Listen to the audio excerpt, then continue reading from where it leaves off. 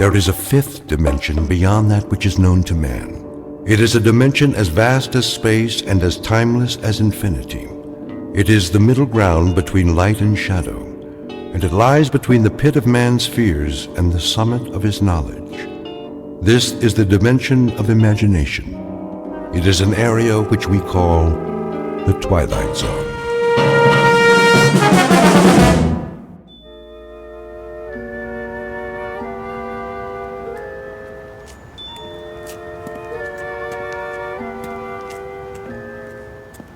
This must be the place.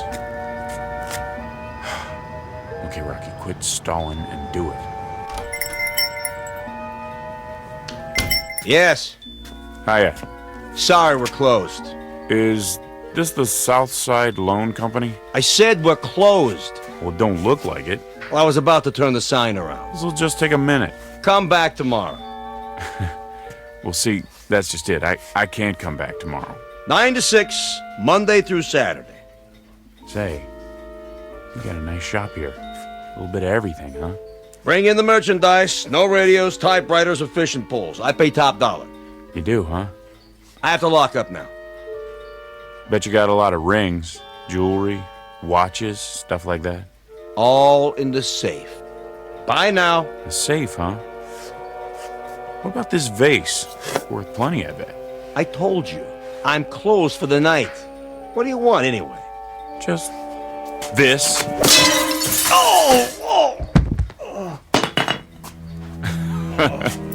Don't worry about it. I'll close up for you. Now just point me at the safe and I'm out of here. Probably in the back room. Didn't even lock it yet. What a loser. Now you're talking. Diamonds, gold, this is worth a fortune. 911. Police, I'm being robbed. What? What are you doing? Calling the cops? That ain't very nice now, is it? Should have finished you off when I had the chance. Now I gotta use the back door.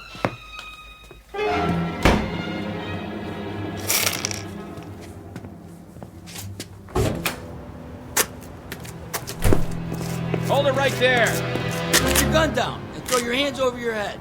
Not this time, screw. I ain't going back in the joint. Stop! Stop or I'll shoot! Miss me! Eat lead, copper! The alley's a dead end. You ain't going anywhere. We'll see about that. Oh!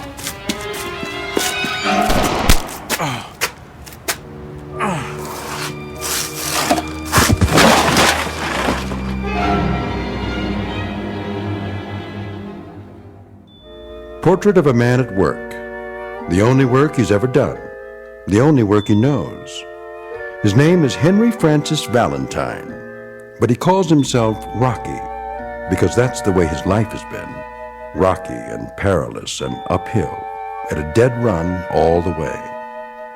A thin, pale, stubby fox of a man who has eluded the hunter until tonight. He's tired of running, of wanting, of waiting for the breaks that came to others but never to him. Now he thinks it's all over, but he's wrong. For Rocky Valentine, a new career is just beginning in the Twilight Zone.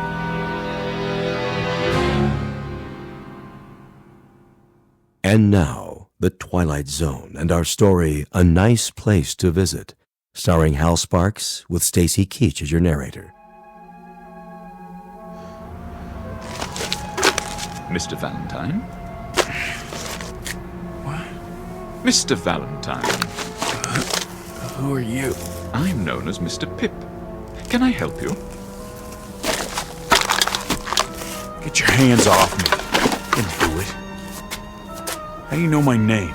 It's my job to know everything about you, Mr. Valentine. I hope you don't consider me presumptuous, but I see that you're in need of... You a cop? Oh, no, no, no. I guess not. White shoes, white suit, white hair, some outfit. Never saw a cop dressed like that. I'm your guide, as it were. Guide? What? Whatever you may desire. I'm at your service. That I need like a hole in my head. I'm dizzy. What happened? You had an accident. Lost your step, so to speak. Some accident. Must have fell flat on my face. Don't worry. Soon you'll be as fit as a fiddle. Come along now. I'm sure you'll want to get out of those rumpled clothes. Clean up a bit. I told you, keep your hands off the merchandise. If I've said anything to offend you... Answer the question. Question? I want to know how come you know my name. I believe I already told you. You told me nothing. Let me clue you, fatso. I don't like games. Oh, but that isn't true. You calling me a liar? Not at all, sir. But according to my notes, you like games very much. Roulette, blackjack, poker, craps. Let me see that. Between the ages of 7 and 10, you were quite fond of Mumbledy-Peg. Say, what do you want anyway? One thing and one thing only, Mr. Valentine. Your comfort. My job is to see to it that you get what you want, whatever it may be. Ha! Your heart's desire, as it were. It's a pretty big assignment, pal. I know, and I must say I'm rather looking forward to it. I'm sure it will entail a good deal of activity. Now, shall we go? What if I don't want to? What if I got other plans? Then of course you don't have to. It's entirely your decision. From now on, what you ask, you shall receive. Yeah? In exchange for what? How do you mean? What do you get out of it? Oh, nothing at all, Mr. Valentine. I assure you, the service is free. Don't put me on, fat boy. Nothing's free. Nothing. Anything I ever got in this lousy world I had to take. You know why? Because there wasn't nobody going around passing out favors. I'm sure there wasn't. So what's the pitch? You want me to pull a job for you? Is that it? I'm afraid you don't understand. No? Well, we'll see about that. Guess what I got in my pocket? I'm sure I wouldn't know. A 38, that's what. Take my word for it. If you like. Oh, a wise guy, huh? Well, here's a good look. Okay, Santa Claus, hand over your wallet. But I don't have a wallet. Sure. Tell me another one. Honestly, wait, Mr. Valentine. It isn't really a wallet you want, is it? I do carry petty cash. Take it out. Real slow. Certainly. Here you are. Give me that. 3, 4, 5, $700. Will that be enough for now? You got more where that came from? Oh, dear, yes. As much as you want. I don't believe this. Now, shall we go? Yeah. Oh, and Fats, Yes? don't try nothing funny. I wouldn't think of it.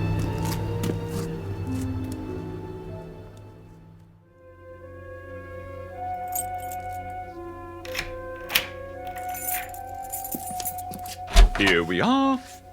The penthouse. Hey, now. You like it? Sure I do. Oh, I'm relieved.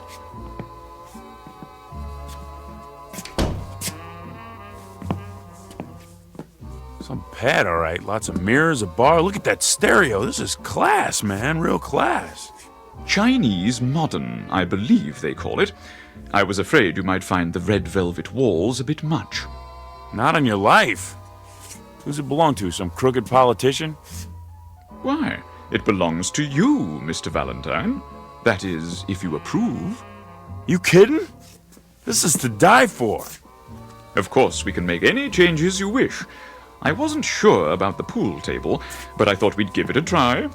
Mr. Valentine, are you all right? You mean all this gets thrown into the deal?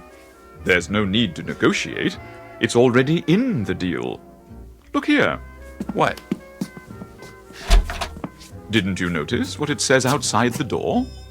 Read the nameplate. Henry Francis Valentine. You see? This is now your residence. No kidding. Now, if you'll please follow me. And this is the master bedroom. Wow! That's a real king-size bed, huh? Emperor size. I dig the mirrors in the ceiling. Bathroom in there. Now then, I'm sure you'd like a change of clothes, freshen up a bit. Yeah, sure, but first you gotta give me the pitch. I thought I explained.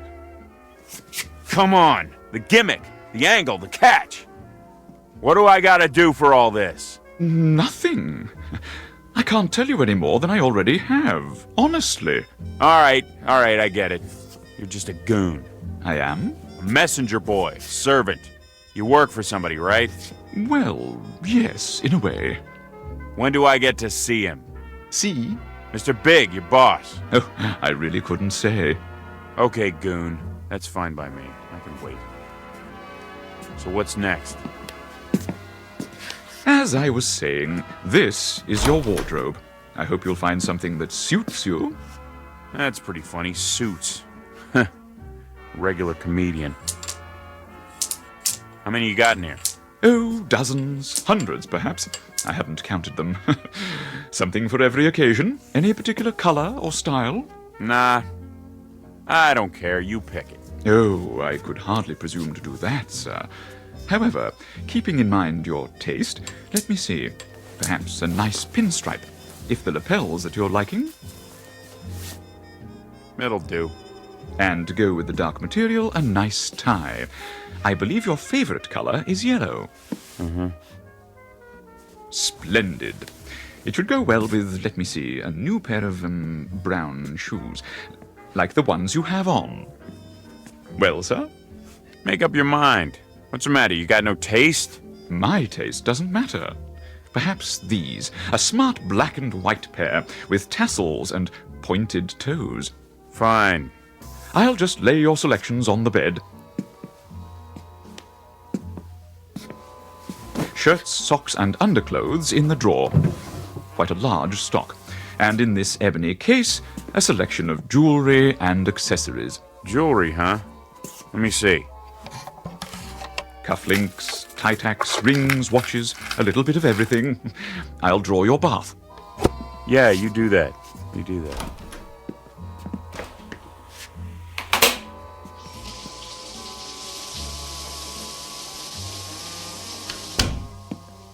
All ready, Mr. Valentine.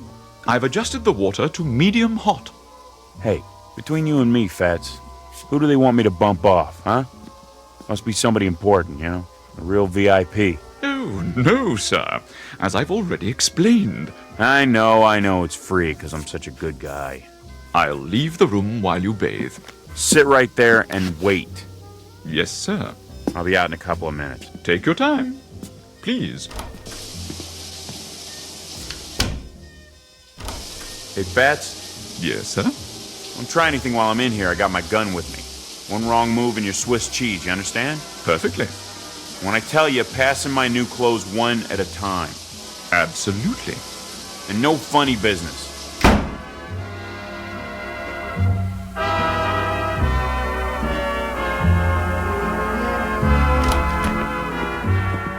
Hey, check out the new duds. Very impressive, sir. Everything fits. Of course. I'll say this, your guy sure knows his threads. Now, Mr. Valentine, if you'll follow me to the living room. What's all this? I took the liberty of calling room service. I thought you must be getting hungry. So, What'd you order, the whole menu? a little bit of everything. All your favorites. Steak, potatoes, spaghetti with meatballs, a hero sandwich, French fries, ketchup, chicken noodle soup, peanut butter and jelly, fried chicken strips, donuts, and a banana split. Won't you have a seat? You first. No, thank you. I'm not asking, I'm telling. I want to see you taste everything. Oh, but I don't eat. So I was right, you're in on it. I haven't eaten in, why, it must be 2 or 3 centuries. That's a good one. Eat! Or is there something wrong with it? No, Then chow down. I can't. I've forgotten how. Pretty slick. You give me a bath, some clothes, then poison me. I'll tell you something. You gotta get up pretty early to put one over on Rocky Valentine. You think you're smart, don't you, Fats? Yeah, you're smart, all right, but you're not smart enough. What are you doing? Just this. If you won't eat the food, you're gonna eat lead, big boy, because this here is the final course.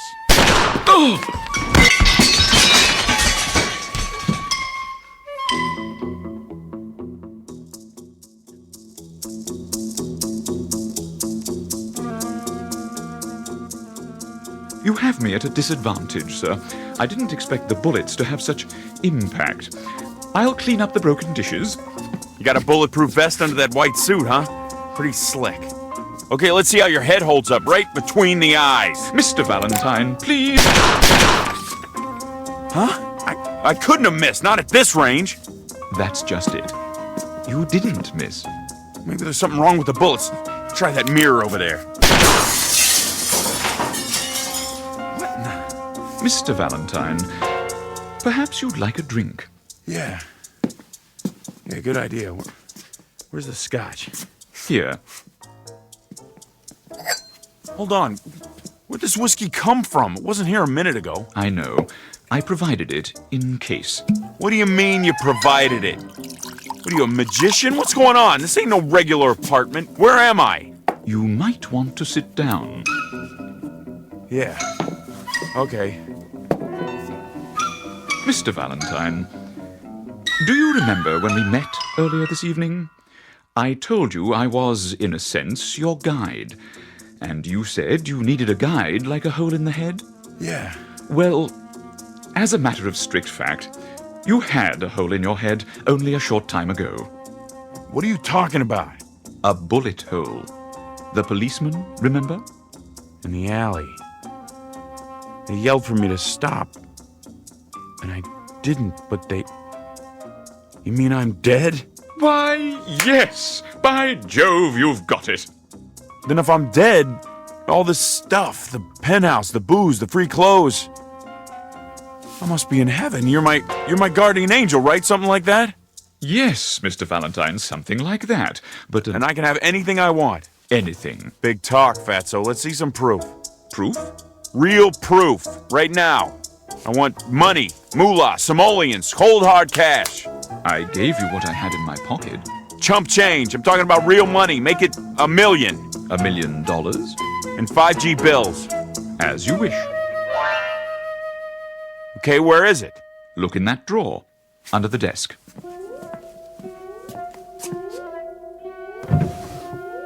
You're putting me on $1 million. But what am I supposed to do with it? I don't want to spend it all by my lonesome. No?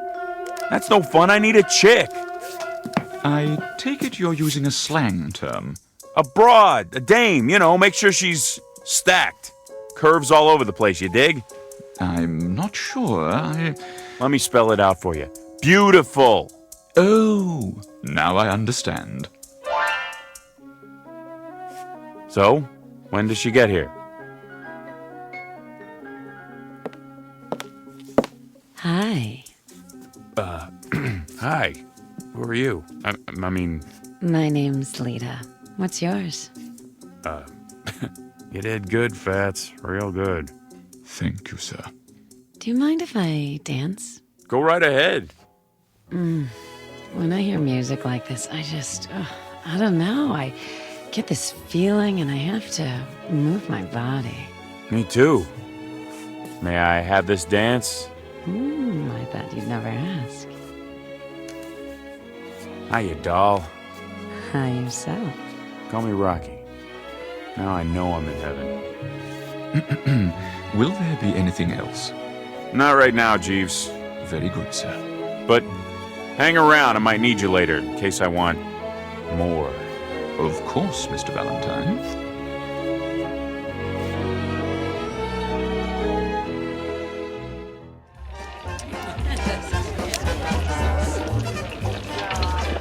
No more bets, please. No more bets.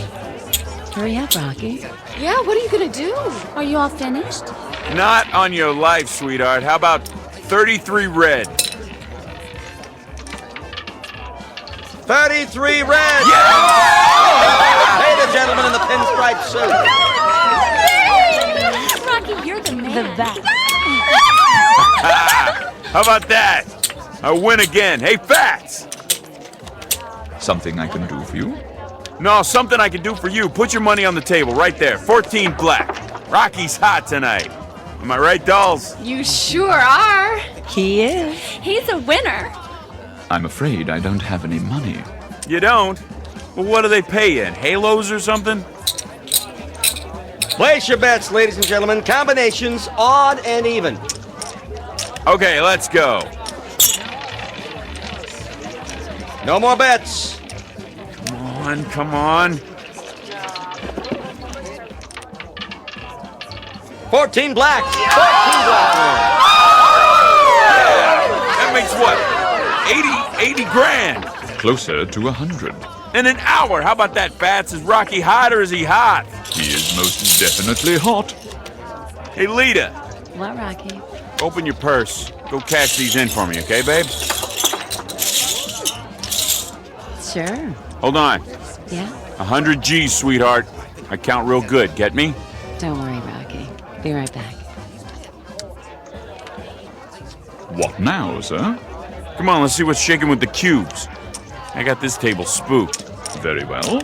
The dice table is this way. No more bets.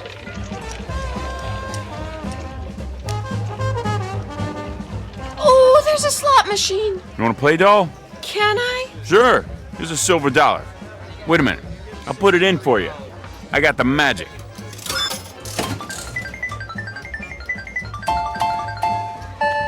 Jackpot! I told you. Would you like me to carry them for you? Yeah, sure. And give the ladies a tip. Very good, sir. 7 out, line away. Step aside. Let me show you how it's done. That, sir? Here's your money, Rocky. Put it on the line. All of it, sir? Why not? When you're hot, you're sizzling. Money talks. Get your bets down. Hard ways, horn bets, any craps. Breathe on them for me, doll. Sure, Rocky. New shooter coming out. Yo, 11. Frontline winner. Here you go, doll. Go get yourself a new dress or something. Something skimpy. Gee, thanks, Rocky. How much loot we got? Approximately 200,000. Bet, sir? Let me see. Give me a proposition. How much for another 11? 16 to 1. Put everything on 11. Maybe you should hold some back, Rocky. Don't make me laugh. I'm gonna buy and sell this joint. Same dice. Yes, sir. Guess them for me. If you say so. Same good shooter coming out. Looking for a point. Yo, 11. Winner, frontline winner. I'll have to get you a briefcase for your winnings, sir. You do that, Fats. Get 2. Get a whole bunch of them. I ain't stopping now. Not the way my luck is running. Never had a night like this. Place your bets. Okay, buddy, let's do it again. Same bit, same bet. Hey, I'm dry as a bone. Anybody get me a drink or what? I'll get it for you, Rocky. Me! Pressing 11, all bets down. Come on now. Like the song says, luck be a lady.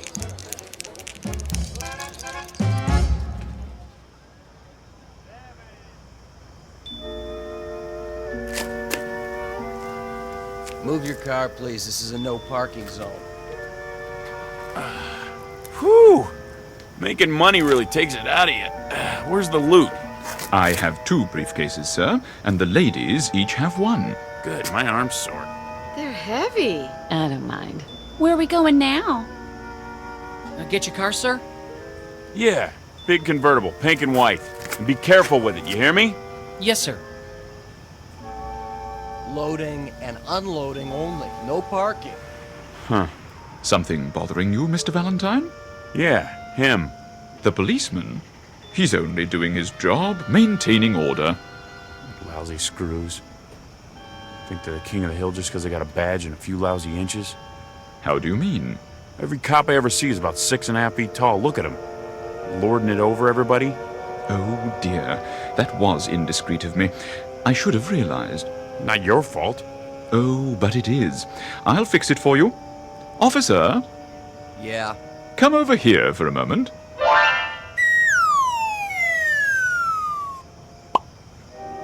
Yeah, what do you want, mister? Better? Sure is. Hey, screw! May I help you? Your hat's on, crooked trooper. Now get out of my sight. Your mother's calling you. Here's a kick in the pants to get you moving. I'm going. I'm going. Look at him running on those little legs. I sure showed him, didn't I?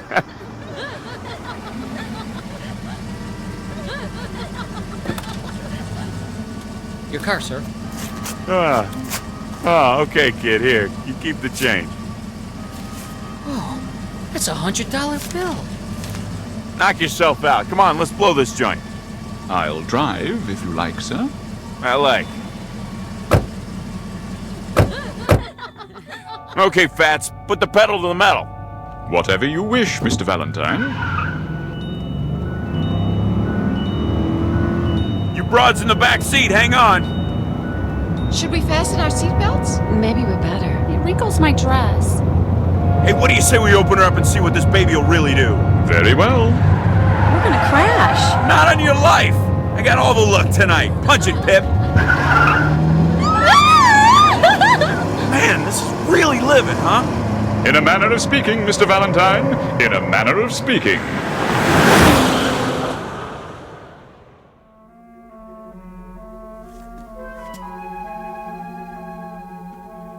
Where's my pad?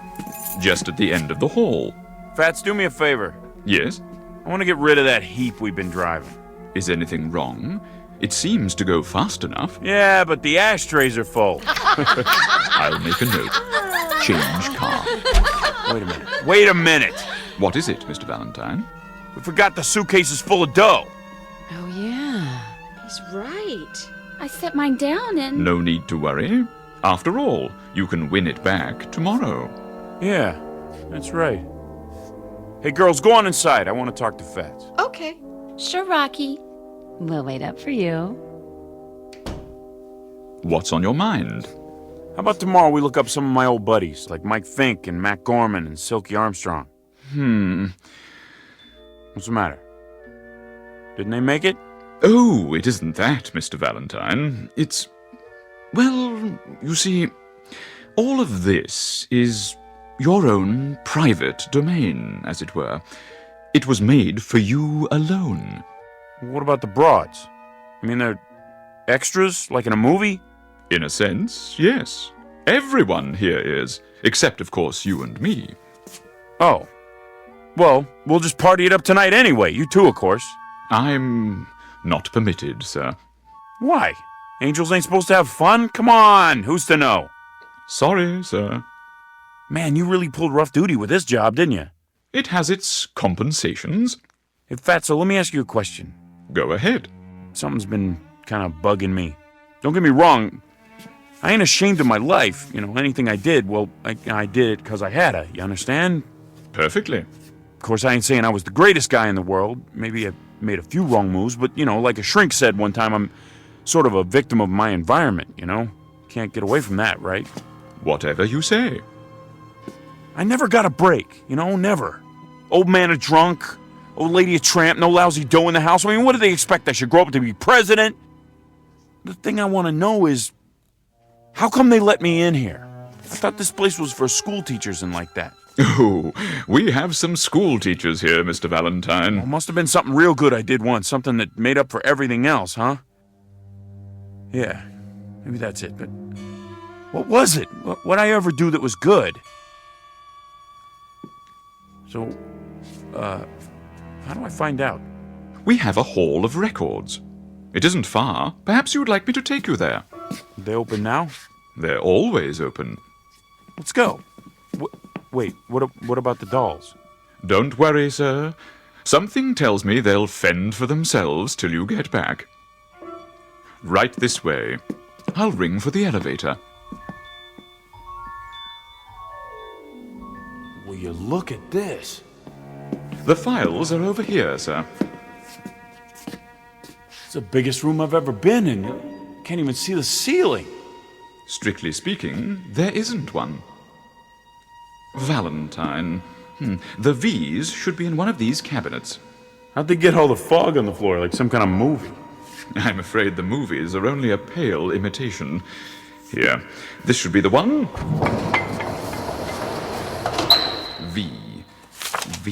V. Ah, here it is. Henry Francis Valentine. That's me. Born Brooklyn, New York, cried a lot as a baby. I did? At age 6, tortured small dog. Well, why not? It bit me. At age 7, began stealing toys from dime store. Age 8, organized street gang known as the Angels. How about that? Great bunch of kids. That's what we called ourselves, the Angels. Can you believe it? Age 9, broke into bicycle store. Age 10, beat up smaller child, hospitalized with injuries. Hey, what is this anyway? Your permanent record, sir. But it goes on for pages and pages. Nothing but all the bad things I ever did. It's thick as a book. I don't get it. Get what? You don't think there was a mistake, do you? Not likely. Then don't figure. Where's the good stuff? I wouldn't worry, sir. I'm sure the record is quite complete. Well, hey, if it don't bother him, then I guess I ain't gonna let it bother me, you know what I mean? I believe I do. Seen enough? Yeah, plenty.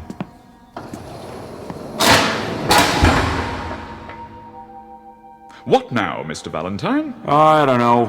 Maybe fool around with the dolls, maybe go and shoot some craps first. I'll bring the car around. Nah, I can catch a cab. I got some thinking to do anyway. Very good. If you need me, just pick up any phone. Dial 1-800-PIP. Sure thing. I'll see you, Fats.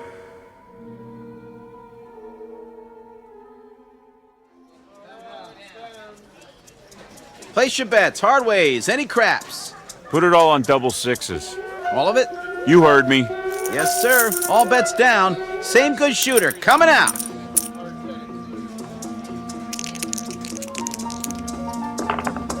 $12, midnight, winner 12.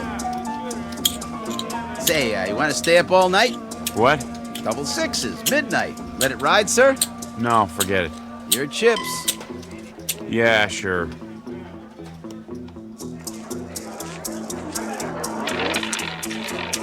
Lucky 13. 13 it is. No more bets. 13 red. Pay the gentleman with the yellow tie. Can't believe it. The hottest shooter I ever saw. Don't you want your chips, sir? Mail them to me.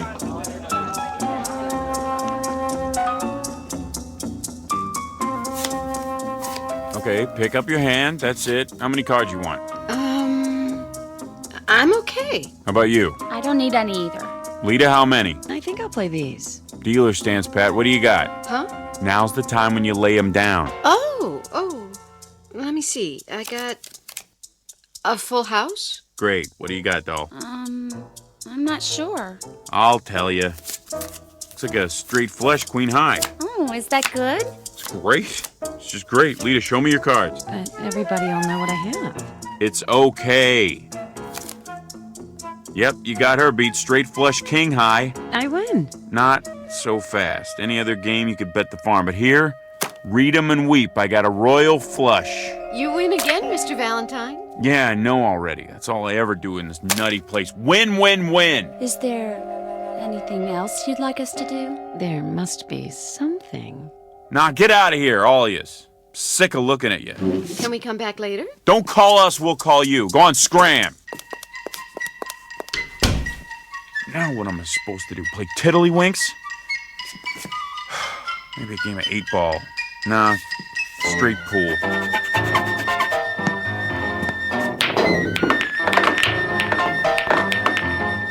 What's the good of that? One shot and I run the whole table. Where's the phone? 1-800-PIP. Yes, Mr. Valentine. What can I do for you? You can get yourself over here right away. I got a bone to pick with you. Really? Stop all that creeping around. Why don't you use the front door like regular people? Anything you say, Mr. Valentine. Anything I say. Will you knock it off? Is something wrong, sir? No! Nothing's wrong. Everything's peachy. Look, I've been here for a month and I can't take it anymore. I don't understand. I'll spell it out. I'm bored, Fatso. I'm bored. There's no excitement around here, you dig? No kicks. But the gambling, I thought you enjoyed it. I do, but when you win every time, that ain't gambling, that's charity. I could arrange for you to lose occasionally. Would that help? Yeah, maybe. No good, I'd know. Perhaps you miss your old vocation. Now you're getting warm. There's a nice bank you could rob. It's on the corner. Or would you prefer a jewelry store? Bank's okay, I guess. Fine. Now, as to the getaway car, we have quite a wide selection. Something inconspicuous, I imagine. Any chance I'll get caught? Certainly, if that's what you'd like. Let me make a note of it. Look, don't bother. Look, Fatso, I don't know how to say this, but it just ain't the same thing. What's the kick in knocking off a bank if everybody's in on it, huh? Even the dames. I never thought I'd get bored with beautiful dames, but... See, I wouldn't expect an angel to understand this. Scoring with a chick doesn't mean anything if she's set up in advance. I mean, everything's great, really great. It's just the way I always imagined it. But, see, I tell you, Fats, I don't think I fit in here. Oh, nonsense. Of course you do. No, I'm serious. Somebody must have goofed. Look, I'm gonna go nuts if I have to stay here another day. I just don't belong in heaven. I want to go to the other place. Heaven? Whatever gave you the idea you were in heaven? Mr. Valentine, this is the other place.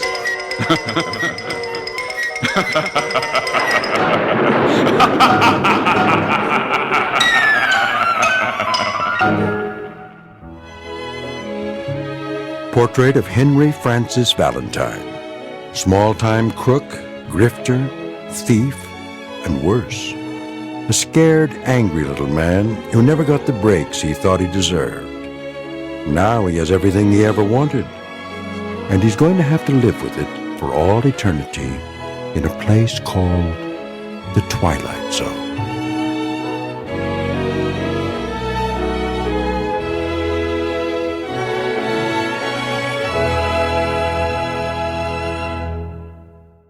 More from the Twilight Zone after this. Hi, this is Carl Amari, producer of the Twilight Zone radio dramas, and I'd like to take a moment to thank you for tuning into our show. We've been producing these radio versions of the classic Twilight Zone TV series since 2002, and if you're a regular listener, you know that our radio versions are based on the original TV shows we've all come to know and love. But I'm excited to announce that very soon you'll start to hear brand new stories that are not based on the original TV shows. We're commissioning writers to produce fresh, new story ideas that will star many of your favorite Hollywood stars, so be sure to stay tuned for them. Also, I want to stay in closer contact with you, so I've started a producer's blog on our website at www.twilightzoneradio.com. On my blog, you'll get weekly updates and the latest news and information on our Twilight Zone radio dramas, the stars we've recently signed, the new story ideas you can look forward to hearing, when your favorite episode will be aired, and much, much more. Plus, at twilightzoneradio.com, you can download 3 free shows or any of our past shows for only $1.95 each. Plus, you can purchase CDs of all of our shows in our Twilight Zone store. Find a radio station in your area playing our broadcasts, ways to contact me, and much, much more. So be sure to log on to www.twilightzoneradio.com, and I'll see you in the zone. A Nice Place to Visit, starring Hal Sparks with Stacy Keach as your narrator, was adapted for radio by Dennis Etchison and written for the Twilight Zone by Charles Beaumont. Heard in the cast were Nick Sandys, Doug James, Laura Russell, Fernette Lebo, Amber Lake, Jeff Lupetin, Vince Amari, Kurt Nabig, Rosalind Alexander, and Carl Amari. To learn more about the Twilight Zone radio dramas and to obtain audio cassettes and CDs of these programs, visit our website at twilightzoneradio.com. The producers of the Twilight Zone wish to thank CBS Enterprises, Carol Serling, Dennis Etchison, Dick Brescia Associates, Claire Simon Casting, Terry Jennings, XM Satellite Radio, Sirius Satellite Radio, our sponsors, and our radio affiliates for helping make this series possible. This copyrighted radio series is produced and directed by Carl Amari and Jason Mallow for Falcon Picture Group. Doug James speaking.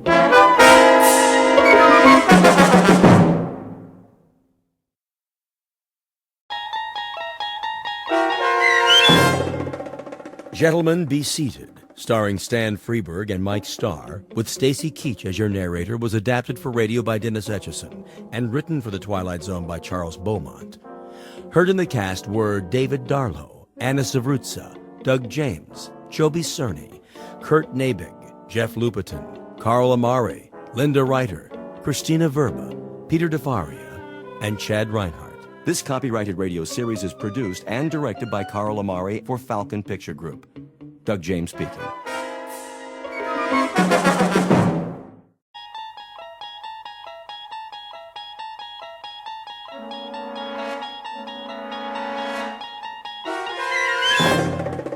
You unlock this door with the key of imagination.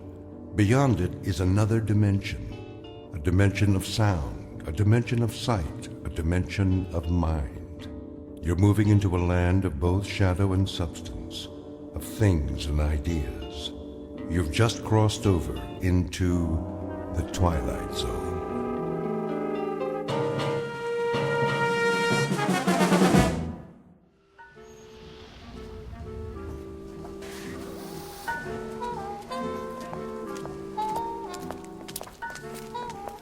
Welcome to the Madison Avenue track. Step onto the moving sidewalk. Single file, please. No pushing or shoving. The time is 8:37 a.m. Excuse me. Certainly. I'm in line here. Yes, of course. I was next. I don't believe... I have to get to work. Do you? We all do. If you don't mind... Make room, please. I'm late. The line starts back there. Are you being rude? Why, no, I don't think I am. But if we all enter the pedwalk at the same time... You stepped on my toe. That wasn't me. I believe it was. I believe that's the imprint of your heel on my shoe. If it were, you'd have even worse fallen arches. I don't appreciate that attitude. I have a suggestion. If we all go barefoot, there'd be more room. You know, more foot space per square inch. Squeeze in heel to toe, so to speak. Why, I never. Of course, if someone fat comes down too hard, those little piggies would suffer, crying, wee, wee, wee, all the way home. Or to work, as it were. Your remarks are most distasteful. Not making a joke, is he? No, I assure you. He was. Completely inappropriate. Yes, indeed. This is a serious world we live in. No place for that sort of thing. None at all. I've a good mind to report him. I give you my word. I would never make a joke about anything. That's better. Unless someone weighs over, say, 250 pounds. It'd be hard to take that lightly. Did you say something? Me? You. Not at all. We'll see that you don't. Absolutely. I should hope so. You have my word. Some people. Not another syllable. You gave your word. Positively. These are serious times. For serious people. It's a necessity. With all that's going on in the world? I couldn't agree more. Well then, see that you do. My lips are sealed. Madison Avenue, next corner. Step off the moving sidewalk. Single file, please. No pushing or shoving. The time is 8:39 a.m. Excuse me. I have to get to work. Wee, wee, wee, wee.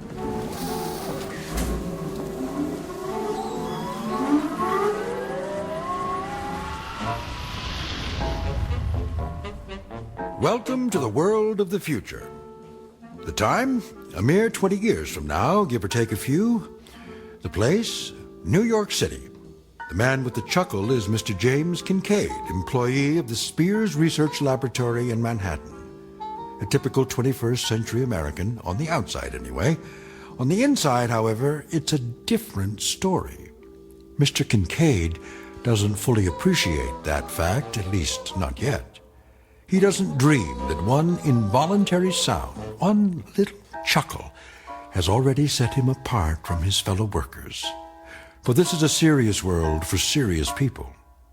But by allowing a single utterance to pass his lips, He is about to be transported out of this world and into the Twilight Zone. And now, The Twilight Zone and our story, Gentlemen, Be Seated, starring Stan Freberg and Mike Starr, with Stacy Keach as your narrator.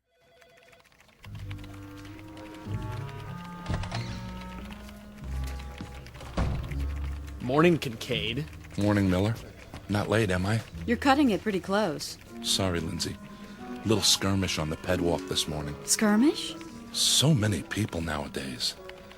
I hear there used to be cabs in New York. Think of it. Cars with drivers that took you all over. Up one street and down another. Shortcuts. Sounds like a nightmare. Yes, I guess it does. Biddle's not in yet, I take it? Mr. Biddle's never late. It's 8:59 now. That means he'll be here in, well, less than a minute. 30 seconds, to be exact. Morning, Mr. Biddle. Yeah, morning, Mr. Biddle. Hello, sir. Good morning. Well, enough chit-chat. Back to work. Yes, sir. Yes, Yes, sir. sir. Look at that. What? Biddle. Somebody moved the electric coffee maker. So? He doesn't see the cord. He's going to trip on it. Shouldn't we tell him? No, wait. This is gonna be good. How can you say that? Mr. Biddle! Mr. Biddle, watch where you're going.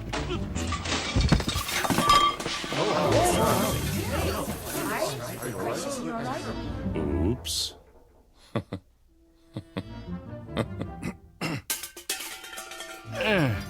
Who said that? Why, no one, Mr. No one Biddle. said anything. Yeah, nothing at all. Was it you, Miss Capshaw? Me, sir? I only meant you should watch where you were going. There was an oops, followed immediately by what I took to be a chuckle. Oh, no, sir. I didn't laugh. No one laughed. Was it you, then, Kincaid? None at all, sir. I didn't say a word.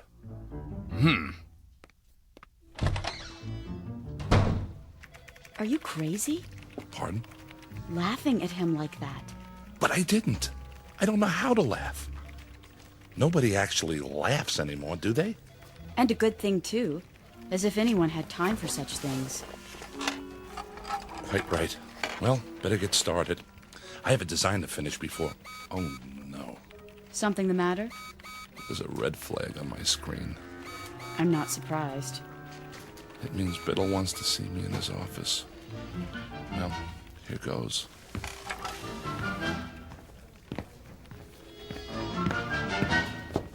Yes. Kincaid here. Come in. You wanted to see me, sir? Sit down. I could come back later if you That want... chair right there. Yes, sir, Mr. Biddle. I suppose you're wondering why I called you in. Not really. What? I mean, yes, I am. What was that? The door. I locked it so we won't be disturbed. Is that necessary, sir? Cigar? Beg pardon? A cigar. They're quite good. Oh, I don't smoke, sir. Pity. I have them made special. I thought there was no smoking in the building. Oh, it's all right. This office is airtight and soundproofed. Are you absolutely sure? Quite sure, but thank you anyway. Now then, as to that difference, how significant it is, I don't know, but you may recall that a few minutes ago, on my way to my office, I tripped. Do you recall that? Someone should have been more careful with the electrical cord. I should have. I hope you weren't... What was your reaction? Why, regret, sir. Indeed? Yes, sir. It's a serious world we live in, and that is why we must be serious. Don't you agree? Definitely. Definitely. A man never knows what might happen at any moment. Unquestionably. Even the simplest things. They might not be what they appear to be. I'm not sure I... Terrorists, my boy. Spies. That sort of thing. They're everywhere. What if there were an explosive charge, say, hidden in this very office? It could go off at any time. Surely not. Oh, there's no telling when it might happen. Any time at all. I sit here at my desk, puffing away. While we talk about serious things, and the seconds tick by. Until it goes off. It was right under my nose, in the cigar, you see. What do you say to that? Aha! I knew it. Excuse me, are you all right? Of course. Oh, a little worse for wear. By the way, is my face blackened? Eyebrows singed? A bit. Here, take my handkerchief. Nonsense. It was only an exploding cigar. Tell me something, my boy, and be honest. Do you find yourself chuckling often? Well, How did it feel? I'm afraid I don't understand. Did it feel strange? Yes. But not unpleasant, right? Not as such. We could describe it then as a strange but not unpleasant sensation? If you say so, sir. Good. Splendid. Oh, splendid. Will that be all, sir? I should get back to work. Yes. I'll unlock the door.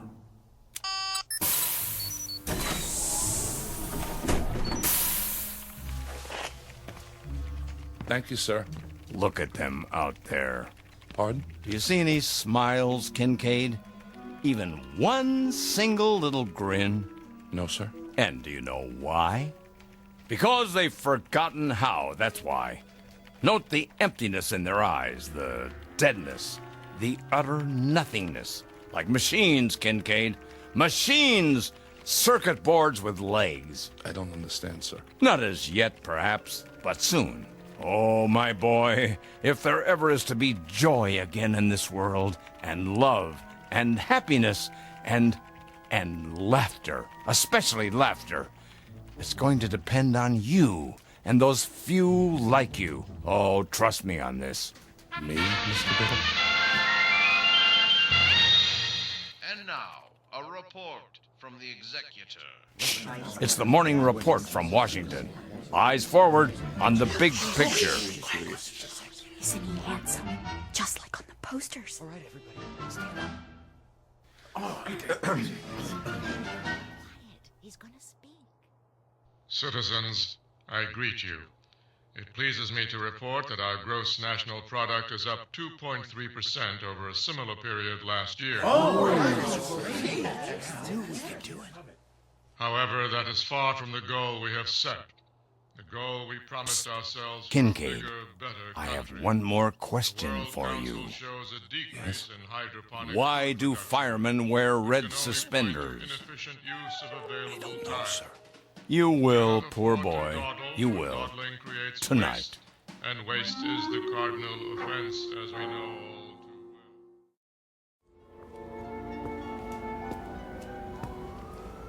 well. What in the... Here I am, my boy. Oh, Mr. Biddle. Just as we said, 7:30. Right on time. Yes, sir. I almost didn't make it. Oh? Trouble? The directions you gave me were fine. It's just that I've never been to this part of the city before. The pet walk doesn't run this far. Oh, well, first time for everything. Glad you could make it. You've had dinner, I trust? I ate something. The usual synthetics? Of course. Well, they're all right, but I'll tell you something. There's a great deal of difference between a steak and something that only tastes like steak. Just as there's a difference between a human being and something that only looks human. I see. Do you? I hope so. I really do. I'm afraid I don't see much at the moment. That's because most of the street lights are out. They don't bother to fix them since no one comes here anymore. Something the matter? It's just the smell. They don't spray out here either, but you'll get used to it. May I ask, where are we going? Why, we're almost there. We are? Yeah, they call this no man's land. The last of the old world, right here in the city. Beautiful, isn't it? I suppose. You don't think so. You think it's non-functional. A lot of ugly, wasted space. I know. Well, not to worry. They'll have it torn down in a few years, swept away, forgotten. Evening, gents. Why, good evening to you, sir. Could you spare a smoke? Sorry. Hold on, my good man. I have here a cigar of the finest leaf, hand-rolled to my specifications. You're not really going to... Have no fear, my boy. This one's real. You sure? Indubitably. How about some spare change for a cup of cava java? Don't press your luck. Thank you. Thank you kindly. Blessings to you, mister. To the both of you. Plenty of unhappiness here, James, but plenty of happiness, too. Stand here a moment. Come on, close your eyes. Can't you almost hear the crying and the laughter? Don't move your head, please. What are you doing? Just a handkerchief. A simple blindfold. What? Nothing to be alarmed about. Just a precaution. There. Can you see? No. Good. Now turn around 5 times. But why? It's necessary the first time, in case you're rejected. Now take hold of my arm. I'll lead you to the entrance. Very, very private, you know. That's it. And away we go.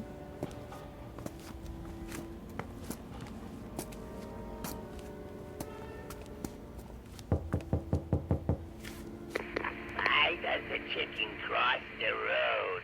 To get to the other side. Come along, my boy. You can take off the blindfold now.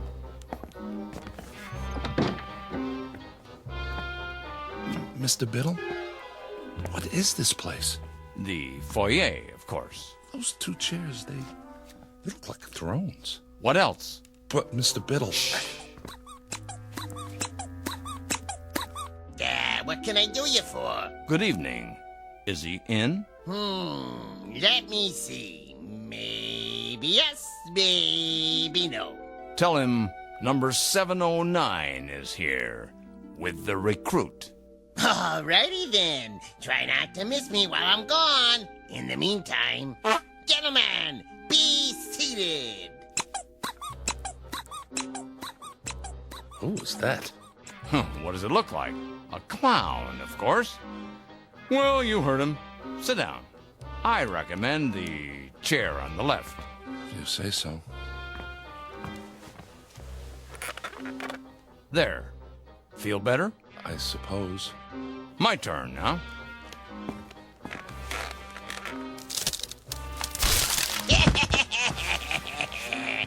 Mr. Biddle, are you all right? Perfectly. Here, take my hand.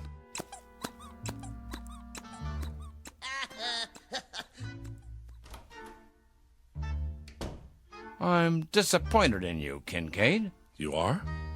Didn't you find that the least bit funny? Just now when I went sprawling? No, sir. You could have been hurt. Oh, James, please. Try. Try. Don't tell me you've forgotten how to laugh. Not you. I was so sure. Sir, if you'd only explain to me... No, there's too much explaining in the world and not enough laughing. We're all turning into a race of machines. Cold, efficient, heartless machines. Ta-da! Who are you? Feast your eyes. Ever seen the smug before, huh? The executor. He does wonders with makeup. For a court jester, that is. The face doesn't quite go with that 3-pointed hat. What's the matter? You don't like it? I didn't say that. Then I guess the yoke's on me. Well, don't just stand there with egg on your face. What goes up the chimney down, but not down the chimney up, huh? Quickly. I don't understand the question. Would you repeat it? Too late. Timing is everything. Go on, tell him. An umbrella. What? An umbrella. I don't know, Biddle. I'm very dubious. He chuckled. So you say. I haven't heard anything.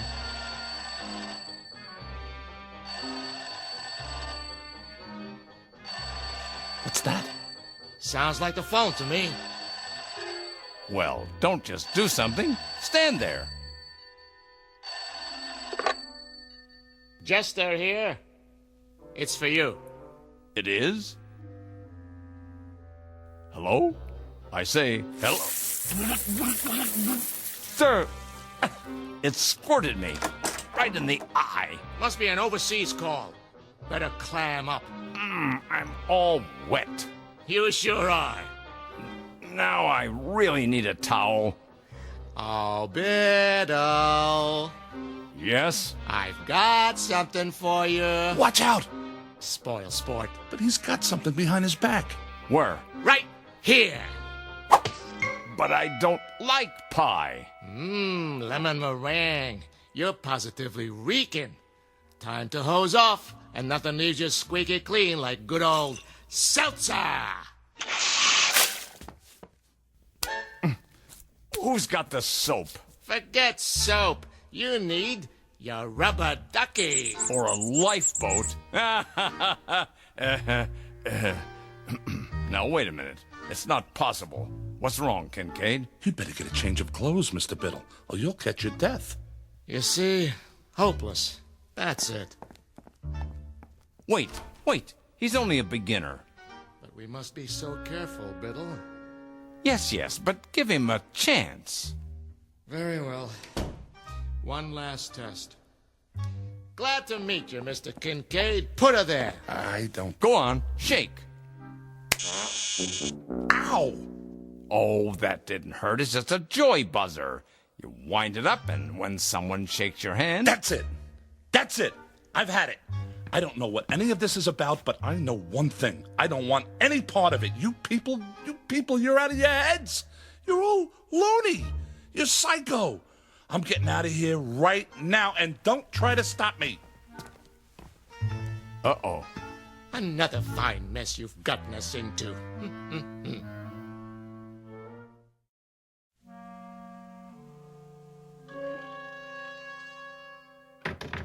Let me out of here. You see? A motion. I'll admit that's encouraging. James, this way out.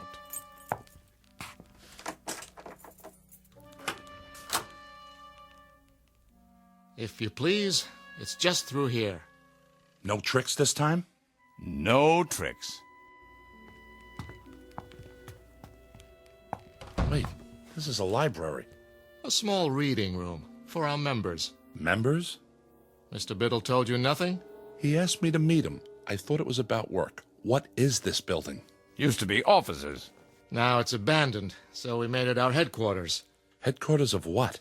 The SPOL. The Society for the Preservation of Laughter. Have a seat. Oh, no. Now, this one's a real chair, I promise. Well, just for a minute. Oops. Hey, that was not me. You sure, my boy? Sorry, I must have left an old whoopee cushion under the seat. Collector's item now, you know? Here, let me get it.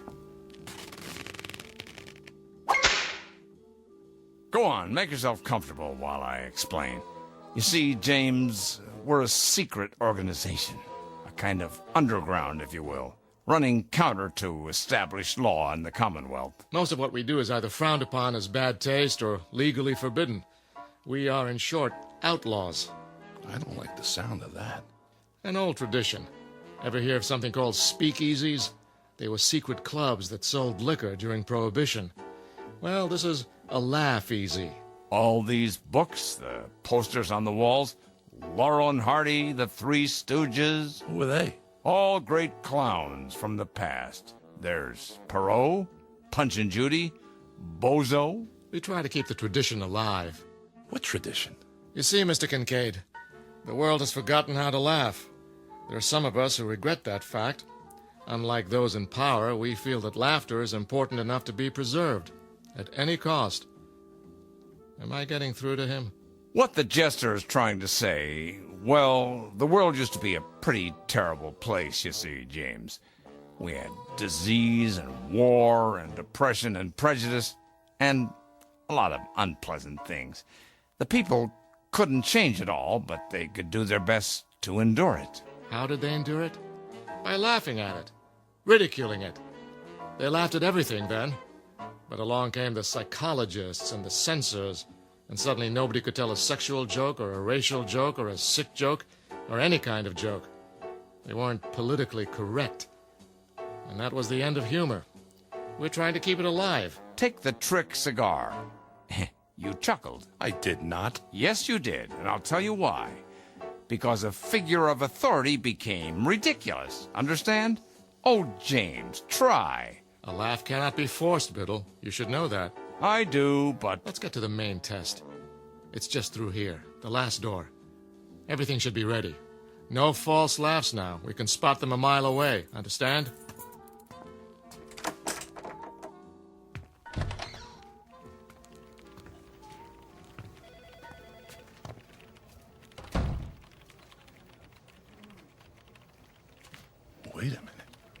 Wait a minute. This looks like... Spears Research. Where you work, Kincaid. Where I work. A perfect replica, down to the smallest detail. But how? It's nothing, really. We have art directors, carpenters, just a matter of painting a set, some props. And now, the music, and the screen. The executor. Is he giving an address? You'll see. Okay, everybody stand up. Citizens, I greet you. It pleases me to report that our gross national product, however that is far from the goal we have set. Yay is a tomato for you. For a bigger, better country. The World Council shows the decrease in... Our broadcast has been temporarily interrupted. Refreshing, wouldn't you say? But it's unpatriotic. Perhaps you should talk to your fellow workers.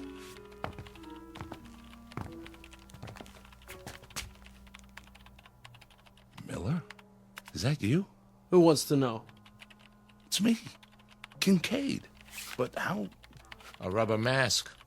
Realistic, if I do say so. Watch this. He's about to reboot his computer. Now, boss? Now.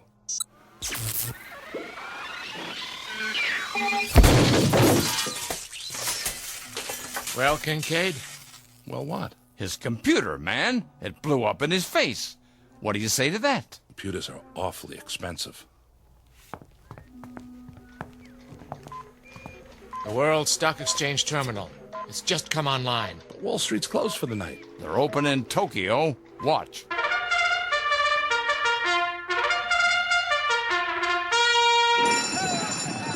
And they're off. Dow takes the lead, followed by DAX, NASDAQ, Fortune 500, and gross national product. As we go into the turn, it's OPEC forcing the pace. Wait, national debt's closing in. Now it's consumer spending versus trade deficit. Fighting it out neck to neck.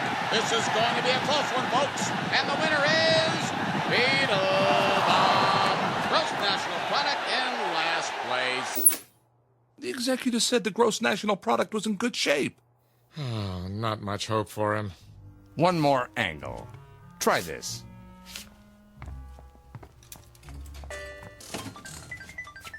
Lindsay?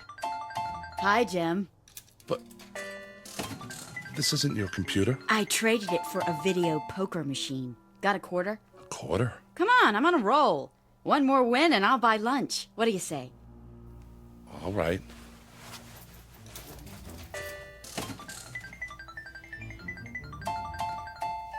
Jackpot. I hit it, Jim. Or rather, we did. How about lunch? In Paris. We can take the rocket shuttle and be back before Biddle knows we're gone, okay? I don't know. The French have been very un-American lately. James, get with the program, boy. I'm trying, sir. You certainly are. I need a drink. Come on, the bar's this way. I'm afraid I've done all I can. Okay, everybody. You can take your masks off now. Mark your scores, please. On a scale of 1 to 10, I give him a 3. Shh, 2.5. That's too much. I say a big fat 0. I agree with you. 0. That's it for me.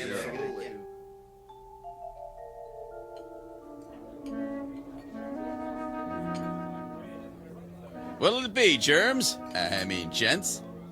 Martini, double. And one for my friend here. Make it special. Coming right at you. Were those my judges? Don't worry about it. I haven't given up on you yet. How about a game of darts?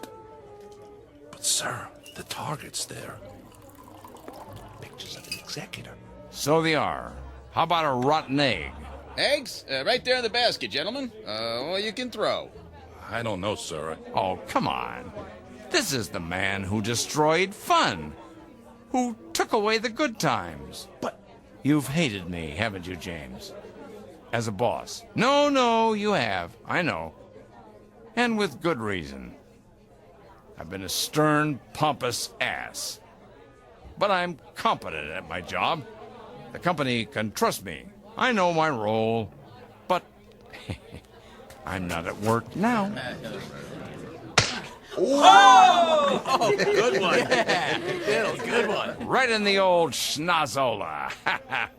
Try one? Well, okay. Good boy. Got him right in the eye. Another? If you say so. He took it on the chin. Now try the neck. That's always funny. 2 martinis. Wait, drinks first. This one's yours. Well, through the teeth and over the gums. Look out, stomach, here it comes. My glass is leaking. Of course it is. That's what's called a dribbled glass. See the little slits in the side? When you tip it to drink, voila! Doesn't that tickle your funny bone? It's a start. 2 more. No problem. Here's your drinks. Thank you, my good man. Cheers. I think I'm starting to like these. Keep 'em coming. My pleasure, sir.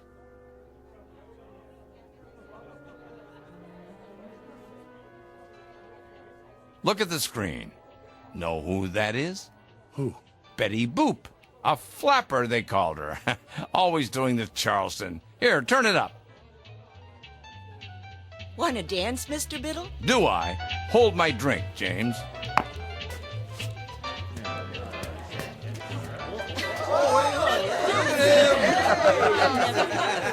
You ain't seen nothing yet. Biddle,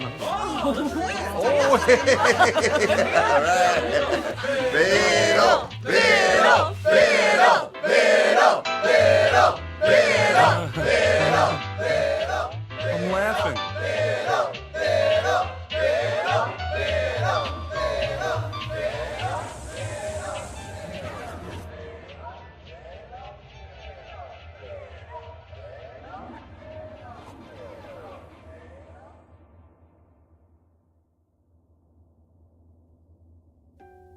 Mr. Kincaid. Did I pass? Huh? What did the judges say? If I could have a word with you outside? Tell me I'm laughing. I must be. See? I've never felt this way before. Sorry, Mr. Kincaid. Time's up.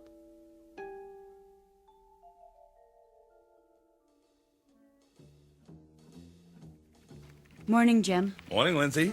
You're looking sexy as usual. What? Later, alligator. We're on for Paris, by the way. I don't know what you're... The rocket shuttle? Oh, that's right. It wasn't really you. Well, I'll explain. As soon as I talk to old man Biddle. Jim, have you been drinking? It's the wild crocodile. Come in. Hi. You are 17 minutes late. I know. Those martinis, whatever they were, they really got to me. Martinis? I hadn't even tasted this stuff before last night. Sorry. I was pretty plastered. Who took me home? I don't know what you're talking about. About last night. SPOL. Hey, why does the fireman wear red suspenders? What? To keep his pants up! Are you sick, Kincaid? Oh, come on, Mr. Biddle. I know I was a disappointment to you, but it was also new. They're not going to hold it against me because I didn't laugh, are they? I didn't know how. But I do now. Listen.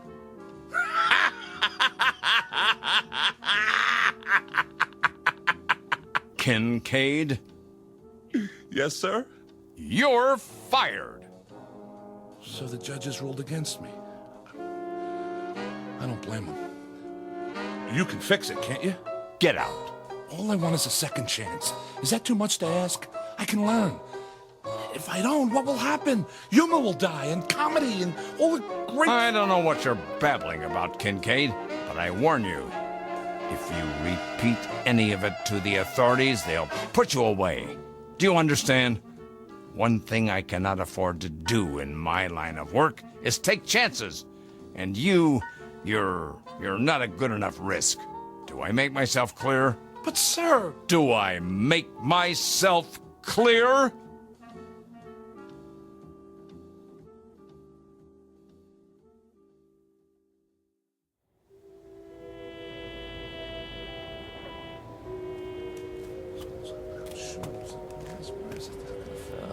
Evening to you. Evening. I was wondering, can you spare a smoke? Sorry, I don't... Wait a minute. Have you ever seen me before? You? Well, no, Did you smoke a cigar last night? Oh yeah. I think I did. Here. Get yourself a cup of Cava Java. Hey, thanks. Can I ask you a question? Yeah? Would you happen to know where it is? Where what is? The place where they laugh. That's a good one. No laughing around here. It ain't allowed, you know. I know. Well, evening to you. Yeah. See you in the funny papers. A section of the city known as No Man's Land. Mr. James Kincaid, once 39, but a lot older now. He frequents this neighborhood every night, perhaps hoping to hear the lovely, desperate sound of laughter echoing from a dark, unmarked building somewhere in the faraway reaches of the Twilight Zone. The Twilight Zone continues in just a moment. You are about to enter another dimension, a dimension not only of sight and sound, but of mind, a journey into a wondrous land of imagination. Next stop, the Twilight Zone. Hi, this is Stacy Keach. I'd like to take a moment to tell you about our Twilight Zone website at twilightzoneradio.com. At twilightzoneradio.com, you'll find the latest information on these Twilight Zone radio dramas, including behind-the-scenes photographs, plus the newest product releases, trivia contests, ways to contact us, other Twilight Zone-related info and merchandise, plus links to other fascinating websites. So make your next stop twilightzoneradio.com.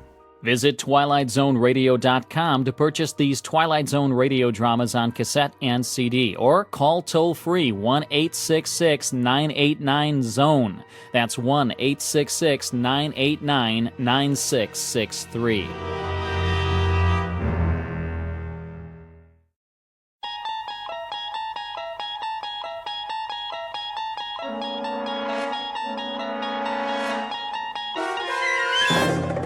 You unlock this door with the key of imagination. Beyond it is another dimension, a dimension of sound, a dimension of sight, a dimension of mind. You're moving into a land of both shadow and substance, of things and ideas. You've just crossed over into the Twilight Zone.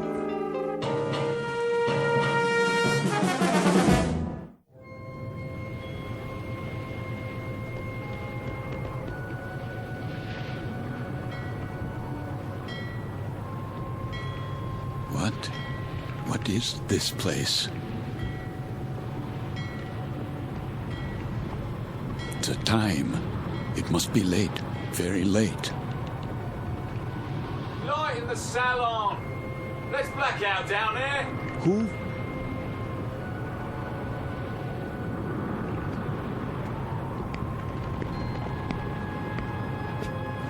Forgive me, sir. Yes? Are you addressing me? Begging your pardon, but they'll be finished serving dinner soon. They? The galley crew, sir. Why do you tell me this? Well, I only meant... What? What did you mean? Well, all I mean to say is, you'd best go in now, sir, if you want your evening meal. My meal? The salon will be closing in a few more minutes. Oh, yes, of course. In the salon. Is that what you call it?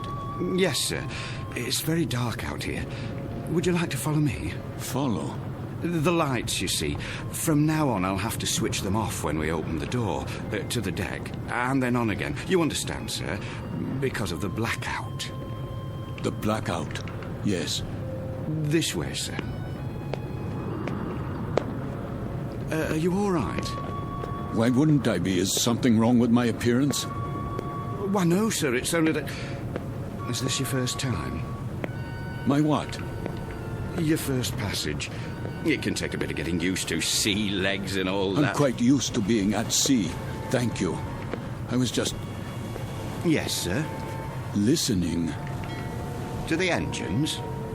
Don't worry, sir. The diesels were checked thoroughly before we left port, and Captain Willoughby's top drawer.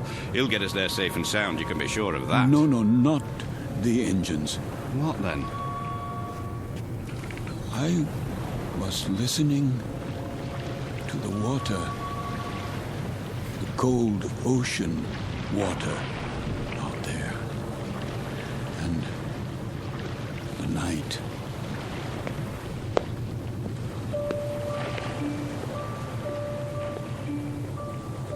This is the deck of a small freighter, the SS Queen of Glasgow, located somewhere in the North Atlantic. Her registry, British. Gross tonnage, 5,000. Age, indeterminate. At this moment, she is one day out of Liverpool, her destination, New York. Duly recorded in this ship's log is the sailing time, course to destination, weather conditions, temperature, longitude, and latitude. But what is never recorded in such a log is the fear that washes over a deck like fog and ocean spray. Fear like the throbbing strokes of pistons from the engine's diesels, each one a heartbeat, parceling out every hour into breathless minutes of watching, waiting, and dreading. For the year is 1942, and this particular ship has lost her convoy. Now she must travel alone like an aged, blind thing groping through the unfriendly dark, stalked by the unseen periscopes of steel killers, enemy U-boats that also watch and wait. The Queen of Glasgow is therefore a frightened ship, and she carries with her a premonition of death. In a moment, her crew and passengers will find out just how real that premonition may be, when a course is set that leads them all into an area known as the Twilight Zone.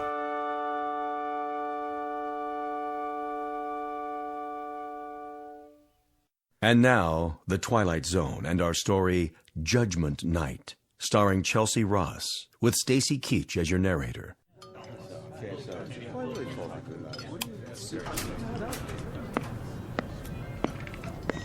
Why does he keep playing with the lights?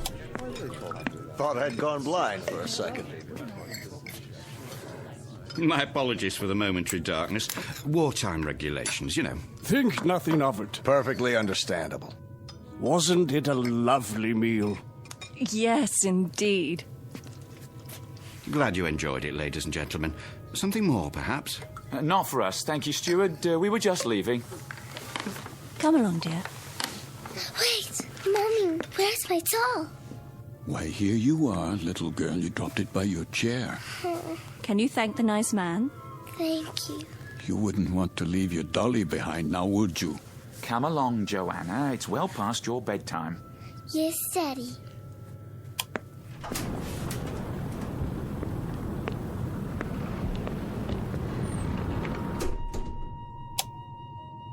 Who's this? Mr... I'm afraid I didn't get the gentleman's name. You are... Forgive me, I'm... Lancer. What's that? Aren't you Lancer? Oh, yes. I'm Jerry Potter. We looked for you at dinner. I was detained. I saw your name on the purser's list. We were wondering where you were. You were? Will you join us? Oh, no, that's not necessary. There are 3 other tables. 3 empty tables? I'm really not very hungry. Well, the captain wasn't able to join us tonight, so there's plenty of room. Come on over, I insist. Very well. Coffee, sir? Yes. Thank you. I believe I would like some coffee. Here's your seat, Mr. Lancer. The more the merrier, I always say. The coiner of phrases. We could do with a bit of merriment. Let me help you, sir. I'll get the coffee. Wait. Do I know you from somewhere? I don't think so, sir. But your face, I'm sure. It might well be. I've travelled this line for a number of years. Perhaps it was on another ship before the war. Before the war? Seems like a long time ago, doesn't it, sir? Are you quite certain about the food? What? The cook can still prepare something. No, I don't have much of an appetite. Not even with all this salt air? Makes me hungry enough to eat a horse. Jerry. Would that be a seahorse, Mr. Potter? How about it, Lancer? Have some chow. Not tonight. Something happened tonight? Nothing unpleasant, I trust. Why, I don't know. I honestly don't know. Mr. Lancer, are you ill? As a matter of fact... You do look pale. A bit of the old mal de mer, perhaps. You might do well to take the meal in your cabin. My cabin? Your quarters, Mr. Lancer. This is all rather disorienting, isn't it? But a good night's sleep can do wonders. I could prepare a tray, sir. No. I'd recommend a cup of hot broth at the very least. I'm fine, I tell you. It was just a temporary dizziness. You're all very kind. I shouldn't intrude. Nonsense. Then let me do the honors. This is my wife. Madame. Hello. And across the table are our dinner companions, Major Devereaux. How do you do? And his secretary, Miss Stanley. Are you going home, Mr. Lancer? Home? Or away from home? Why, I'm heading away from home. We are as well, I'm afraid. The Major is heading up a military mission in Washington. Now, Barbara, loose lips. Oh, sorry. I was just telling them that I took this trip once before, when my wife was alive. Spring of 38. How different it was. The Queen Mary, most elegant. Where do you suppose they dredged up this one? She looks to be 300 years old. The Queen of Glasgow. Long live the Queen. Oh, hear. What do you do, Lancer? Me? When I saw your name on the list, I tried to figure out what you'd look like. It's a game I play. Try to connect a face with a name. I thought you were probably an old language professor from Oxford or something. A regular barrel of laughs. Well, I'm... There goes the light again. Well, good evening, Captain Willoughby. No, please. Remain seated. I don't have much time. I thought I'd just stop for a cup of tea and say hello to those who are still here. Don't worry on our account. I'll get you tea, sir. Thank you, steward. We did miss you, though, Captain. I must apologize. We have a miserable fog out there. No kidding. And I thought I'd best take my meal on the bridge. And the rest of the convoy, Captain, are they in sight? They'd have to be 3 feet off the bow to be in sight, Major. That fog is quite thick. Oh, dear. However, we do hope to have some sort of contact by tomorrow. But I wouldn't worry. She's a good stout ship, and this isn't her maiden voyage. She's made this passage often. I suppose misery loves company, though, doesn't it? I'd feel a lot safer if we were in a convoy. I can almost see those wolf packs converging on us. There would be no wolf pack converging on a single ship, Major Devereaux. Sorry? The principle of the submarine pack is based on the convoy attack. The gentleman is quite correct. Our primary danger would lie in a single submarine. Well, that's reassuring. I guess we stand a better chance against one than against 20, don't we? Just ask Admiral Potter here. He fought with Dewey at Manila. He knows everything. Still, it only takes one torpedo. They can do such dreadful damage. And I must tell you, I've had a miserably uncomfortable feeling ever since we've left. What kind of feeling? Of being followed. Isn't that something? I've had the same feeling. I'll tell you, I'd rather they go after us with a pocket battleship. That you can see, not a skulking, crummy tin fish a couple of miles underwater. If we're being followed, you will see the sub, Mr. Potter. It will surface. They won't waste all their torpedoes on us. Not when they can sit back 1,000 yards and shell us with impunity and sink us at will. You'll forgive me. This is Mr. Lancer, Captain. Mr. Lancer? But you sound like a U-boat commander. My apologies. That was clumsy of me. Oh, please, sit down. Let me clean it up, sir. I hope I didn't spill any coffee on you, Miss Stanley. No, but you did quite a job on yourself. That's quite all right. I'll get you a towel. I said it was all right. Yes, of course. Sit down, Mr. Lancer, please. Another cup of coffee, sir? No. Thank you. That won't be necessary. I think we might start by getting better acquainted. First of all, I trust everyone's comfortable. Yes, quite. This ship, you know, wasn't designed to carry passengers. I hope you'll bear with some of the inconveniences. I suppose they're worth living with to get to the States, aren't they? You can say that again. Mr. Potter, I understand you're with the American government. War Production Board. And where is your home, Mrs. Potter? Good old Chicago. Windy City. Oh, how interesting. I do hope to travel farther west one day. I tell you, I'll be mighty glad to see it again, wind or no wind. And you, Mr. Lancer? Yes? Where's home for you? Home? I was born in Frankfurt.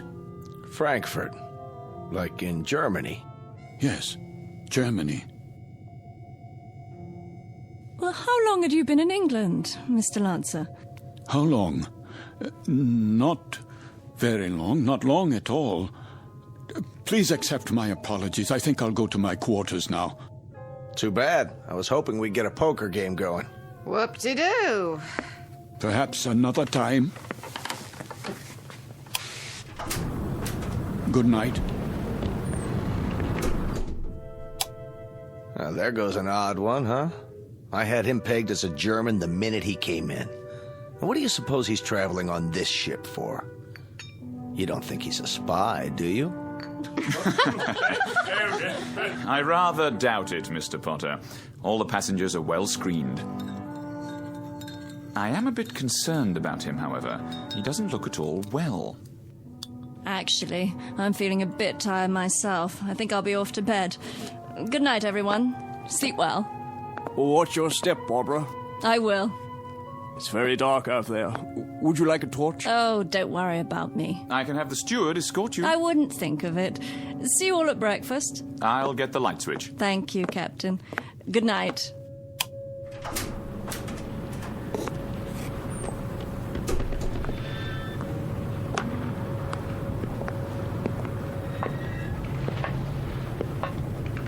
Hello? Is someone there?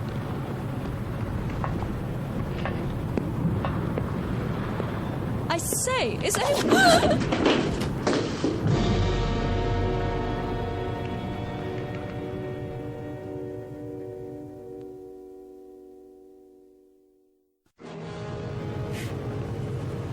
Who's there? Watch your step, Miss Stanley. Oh, Mr. Lancer. The stairs are quite slippery from the fog. So I see. I was afraid you'd lose your footing. Thank you for your help. The fog can be treacherous at sea. And it carries quite a chill, doesn't it? Yes.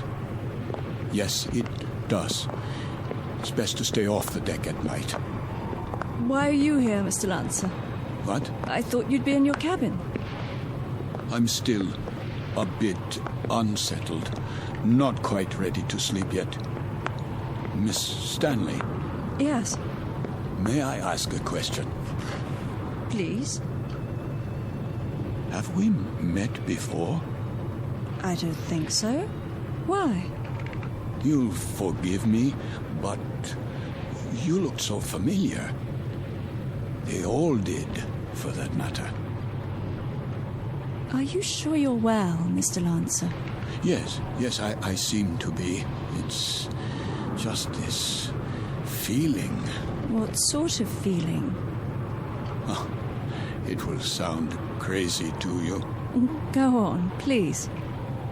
Just that I'm doing things, saying things.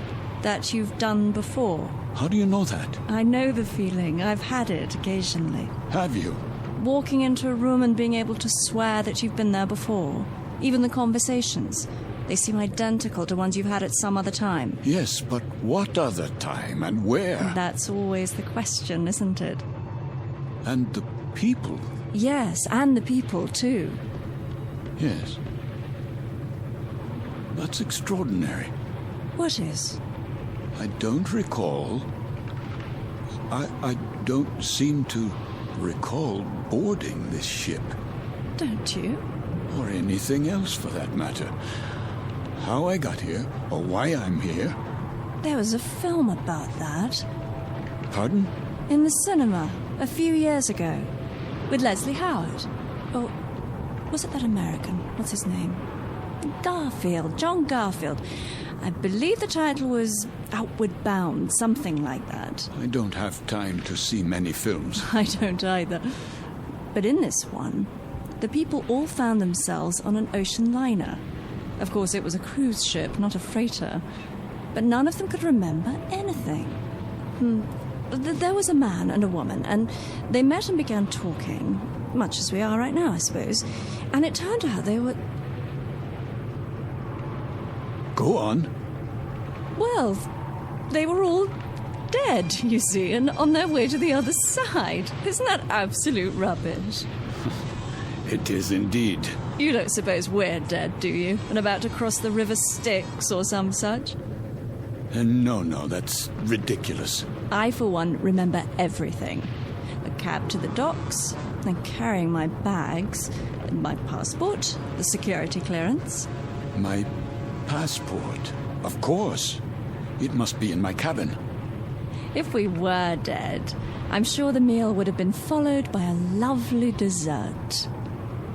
Mr. Lancer, may I make a suggestion?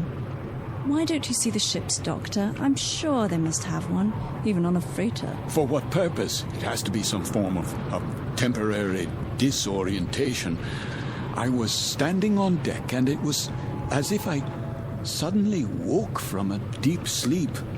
I heard your voices from the salon. Amnesia? Not really. I know who I am. I'm Karl Lancer. I was born in Frankfurt, Germany. I'm in the... In the what? In the... You were going to tell me. You were in the something or other. Was I? I don't remember now. Mr. Lancer, perhaps if you got some sleep, that might be all it takes. It wouldn't help. I don't think I could get to sleep. I feel as if this were a nightmare. I feel strange. I feel as if there were a disaster waiting out there, some doom that's about to happen. As if we were being stalked. I know we are. It's stalking us. Yes, there's a sub out there, a U-boat. I know it. I know it's out there. I know. Who's there? Mr. Lancer? Yes, I'm Lancer. Would you come with me, please? Where? The captain's compliments, sir. He wonders if you could join him in his quarters. For what purpose? He'd like a few words with you. Go on, Mr. Lancer. I'll see myself to my cabin. Sir, this way.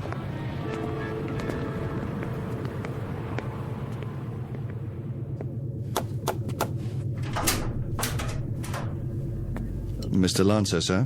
You wish to see me, Captain? Thank you for coming, Mr. Lancer. You've met my first officer, Mr. Danbury. Yes. What is this about? I wonder if you'd mind answering a few questions. No, not at all. First, would you mind showing us your passport? My passport? If you don't mind. Just routine, Mr. Lancer. On our passenger manifest, it seems that your passport number was somehow not included. Yes, of course. Oh, I'm afraid I don't have my wallet in my pocket. It must be down in my cabin. That's perfectly all right. Sometime during the next few days, if you think of it, say tomorrow, you can show it to me whenever it's convenient. Are you feeling better, Mr. Lancer? Yes, much better. Is there anything I can get you? No. Then, is there anything you'd care to talk about? How do you mean? Anything on your mind? Something you'd care to tell us, perhaps? There's very little I can tell you. And why is that? Because I don't remember very much. No? Actually, to tell the truth, I don't know how I got here. I don't recall anything about it. Is that right? I seem to remember only a few odd, disjointed things. I know, for example, that my name is Karl Lancer. I know I was born in Frankfurt. So you said. Please continue. Continue where? That's it. At this moment, that's all I know. Mr. Lancer. Yes? At the table, you exhibited a rather unusual working knowledge of German submarines. Could that, perhaps, stir your memory? I wish it could, but it doesn't. I see. In that case, why don't you go on to bed for now? Have a good night's rest. We'll talk tomorrow, you and I. Very well. That will be all for now, Mr. Lancer. Good night. Good night.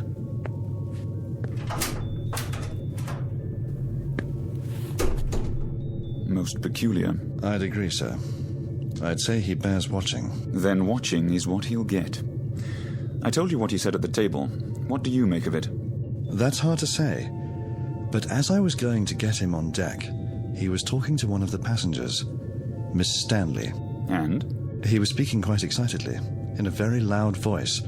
I couldn't help but overhear. He was saying something about how he knew there was a U-boat out there. It's stalking us. That's what he said. You heard him say that? Those were his exact words. Thank you, Danbury.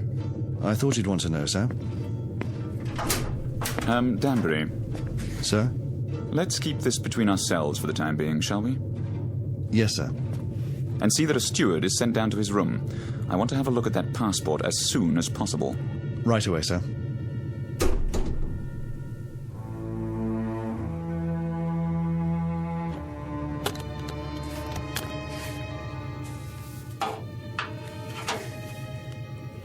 There you are, sir.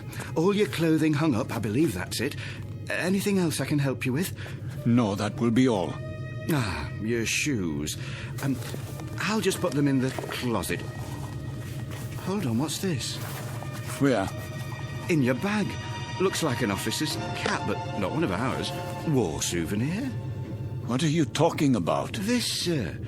I was wondering if it was a war souvenir. Let me see that. Yes, sir. It's a naval officer's cap. Foreign by the style of it. Don't touch things that don't concern you. I only thought I'd put it away for you. That won't be necessary. I'll put it away myself. Yes, sir. That will be all.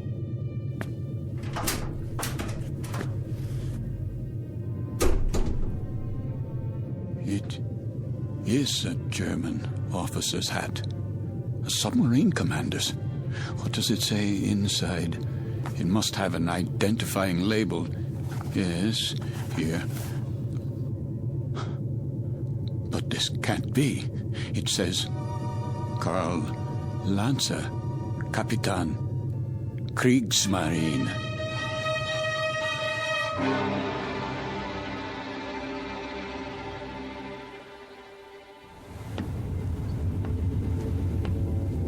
Mr. Danbury? Yes, sir? We've slowed down again. See if you can impress upon that very temperamental engineer the rather dire necessity for speed. Engine room. Engine room. McLeod, can we get any more revs? We're losing speed badly. Begging your pardon, sir, but I've got these blooming engines trained to the limit now. Kindly tell the captain that if I keep them going at this rate, they'll be a breakdown before morning. In that case, we'll be going a precious lot slower in a drift than under power. McLeod, we simply have no more revs. If you can give me maximum speed for another 12 hours... Captain, these engines needed to be overhauled a month ago, and instead of an overhaul, they're getting worked to death. Well, do what you can, man. Aye, aye, sir.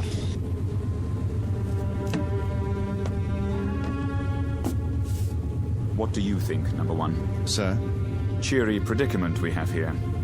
If we reduce speed and give those engines a break, we don't stand a chance.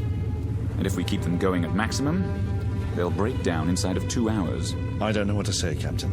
It's a dangerous call either way. If we could only see through this bloody fog. If they're out there, it won't make any difference. And they're out there, let me tell you.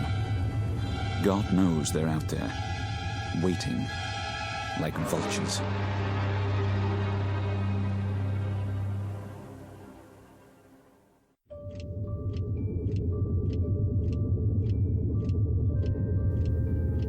Another drink, please. Begging your pardon, sir, but it's very late. Don't beg my pardon. Just put the bottle on the bar. Go to bed if you're tired, but leave the bottle.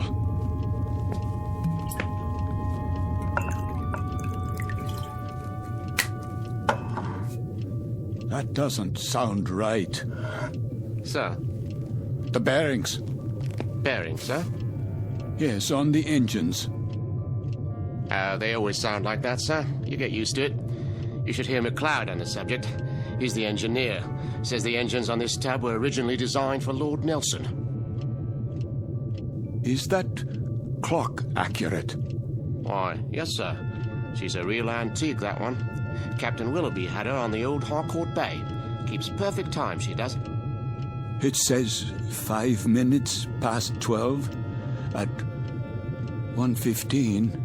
Not for a while yet. No, but at 1:15, something will happen at 1:15. Something, sir?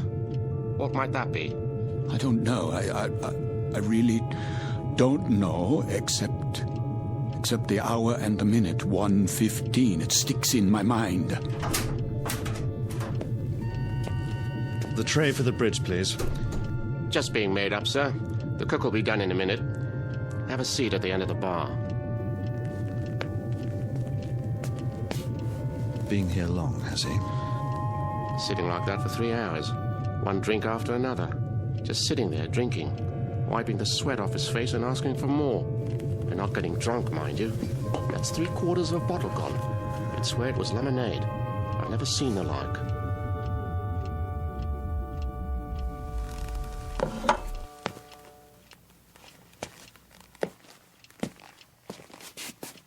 Why have the engines stopped?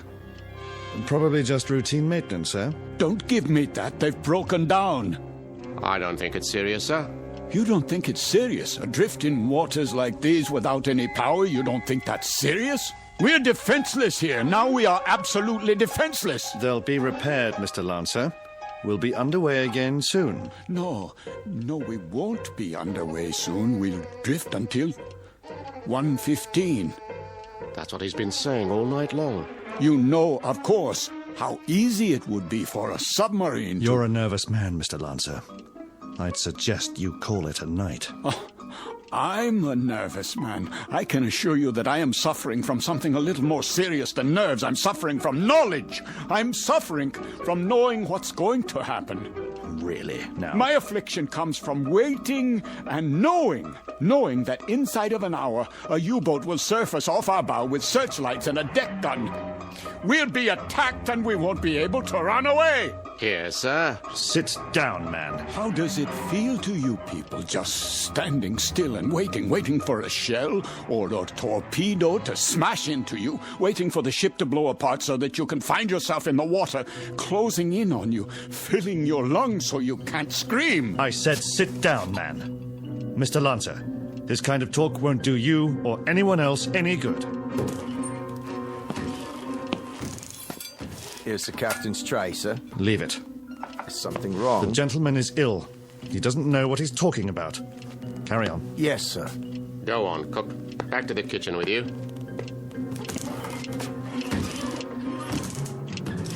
The U-boat's coming. We must get the engine started or abandon ship. That's what we must do. Yes, we must abandon ship. Do you hear me? Why has the clock stopped? Where did you go? Where have you all gone? Why have you left me alone like this? Where? Where is everyone?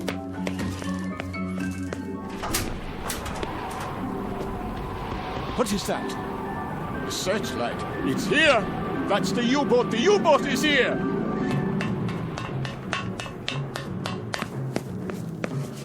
We've got to get out! Off the ship, everybody! There you are. All you passengers, out of your rooms. Listen to me. There's a U-boat. I just saw it. She's going to sink us. Can't you hear me? Why don't you move? Are you all out of your minds? What do I have to do? Do I have to grab you and carry you up on deck? Do I have to throw you bodily into the lifeboats? Do I have to knock you unconscious? They're gone. But where? Is the entire ship empty? Or have I gone mad? A life preserver, yes. SS Queen of Glasgow. Wait. I remember that name. Queen of Glasgow. Queen of Glasgow. Potter? Major Devereaux! Miss Stanley, where are you? Captain, steward, we must abandon ship.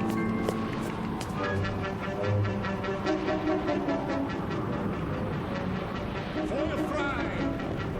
Ja, Captain. Fire!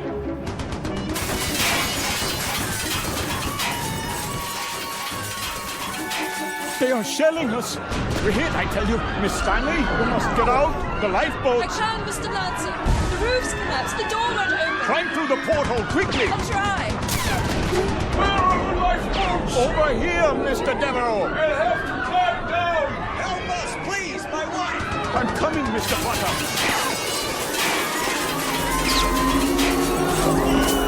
Watch out! The rail is collapsing!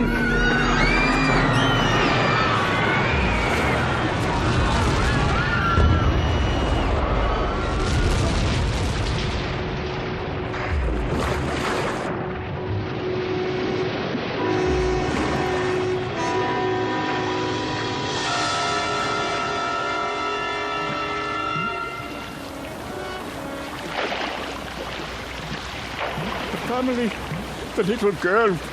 Where? The doll. Here, I have it. Who could do such a thing? Who? Who?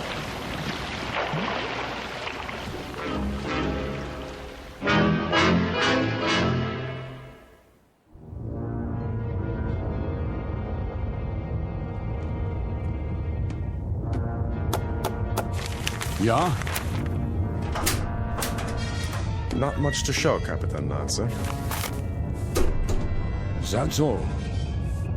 Very little wreckage floated to the surface. Only this life preserver. There were no survivors. Then I'd say that's a good catch tonight, wouldn't you? Very good catch. It says SS Queen of Glasgow. Ah, a 5,000-tonner. Isn't that what the registry reads? Yes, sir. Cheer up, Lieutenant. Hand me the coffee. Well, pour it. If you wish, sir. You have nerves, Mueller. Not really, sir. A little shaky, perhaps. Oh, why? Nothing, sir. I asked you a question. Why? There were women and children on that ship. So? We gave them no warning. You'd have us give them warning, eh? So their radio man can send out their position, which quite incidentally is our position.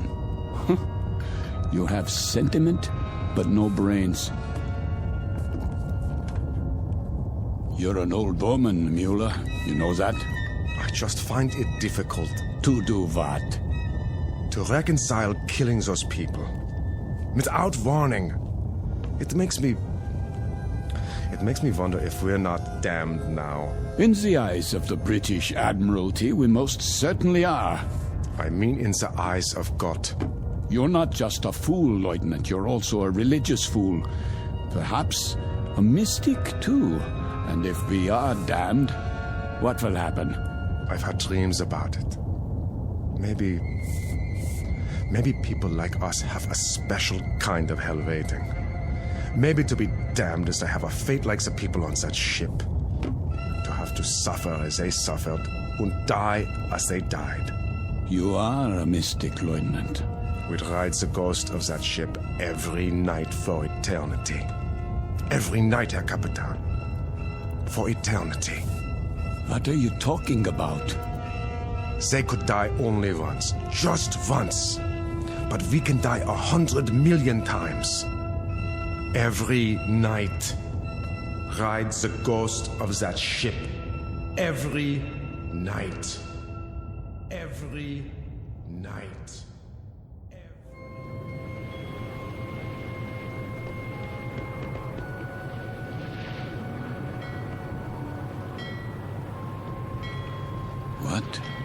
What is this place?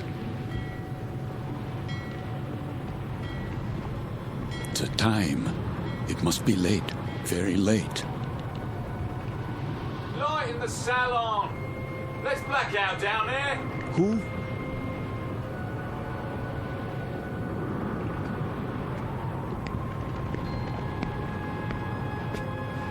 Forgive me, sir. Yes? Are you addressing me? Begging your pardon, but they'll be finished serving dinner soon. They? The galley crew, sir. Why do you tell me this? I only meant... What? What did you mean? All I mean to say is, you'd best go in now, sir, if you want your evening meal. My meal? The salon will be closing in a few more minutes.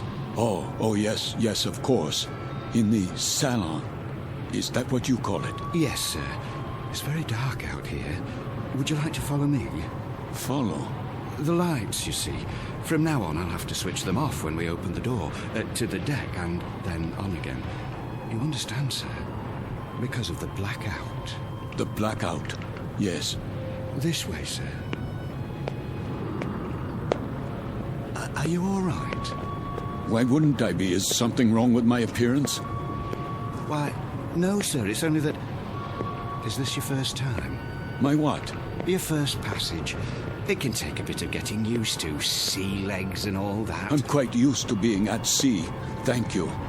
I was just... A special kind of hell waiting. Maybe to be damned is to have a fate like the people on that ship. To have to suffer as they suffered and die as they died.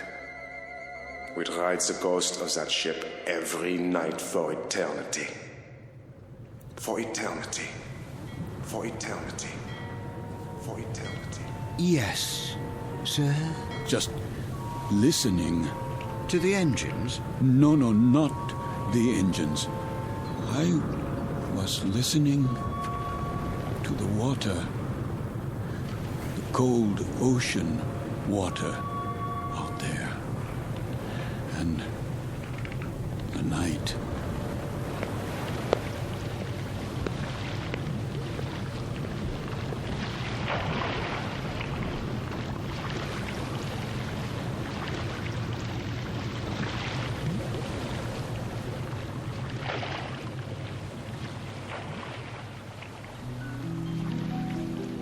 You've heard talk about paying the fiddler, the comeuppance awaiting every man when the ledger of his life is opened and examined. The credits and debits added up, a tally made, and then the reward or the penalty paid. In the case of Karl Lancer, former Capitan and U-boat commander, Navy of the Third Reich, this is the penalty. This is the justice meted out. This is Judgment Night in the Twilight Zone. More from the Twilight Zone after this. You are about to enter another dimension. A dimension not only of sight and sound, but of mind. A journey into a wondrous land of imagination. Next stop, the Twilight Zone. Hi, this is Stacy Keach. I'd like to take a moment to tell you about our Twilight Zone website at twilightzoneradio.com. At twilightzoneradio.com, you'll find the latest information on these Twilight Zone radio dramas, including behind-the-scenes photographs, plus the newest product releases, trivia contests, ways to contact us, other Twilight Zone-related info and merchandise, plus links to other fascinating websites. So make your next stop twilightzoneradio.com.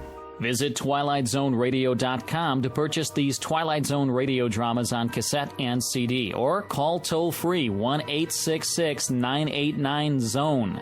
That's 1-866-989-9663.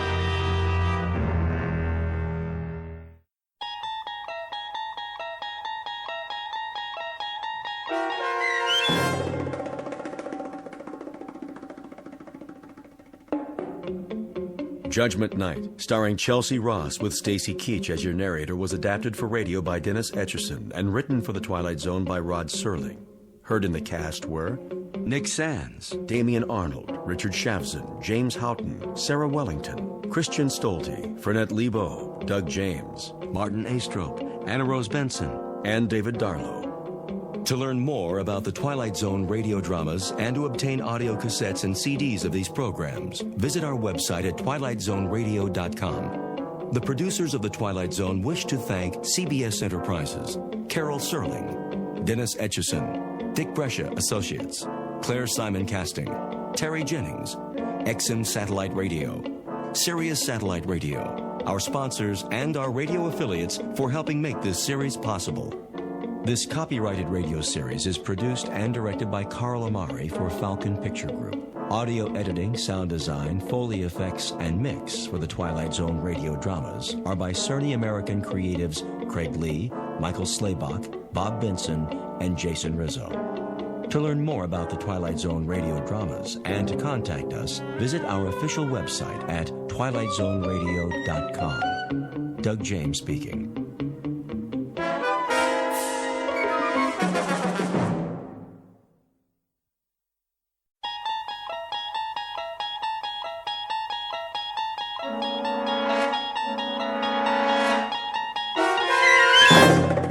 You unlock this door with the key of imagination.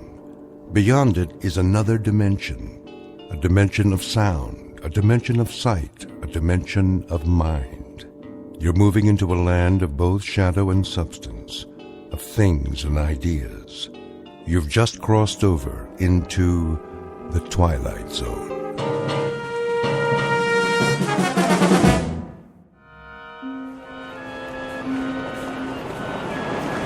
Taxi cab? Who needs a taxi? Over here. There's a cab. Tell him to wait, Wilfred. Quickly, before someone else gets it. Junior, come along. I'm coming. At least carry your mother's suitcase. Her shoulder's bothering her. I got it.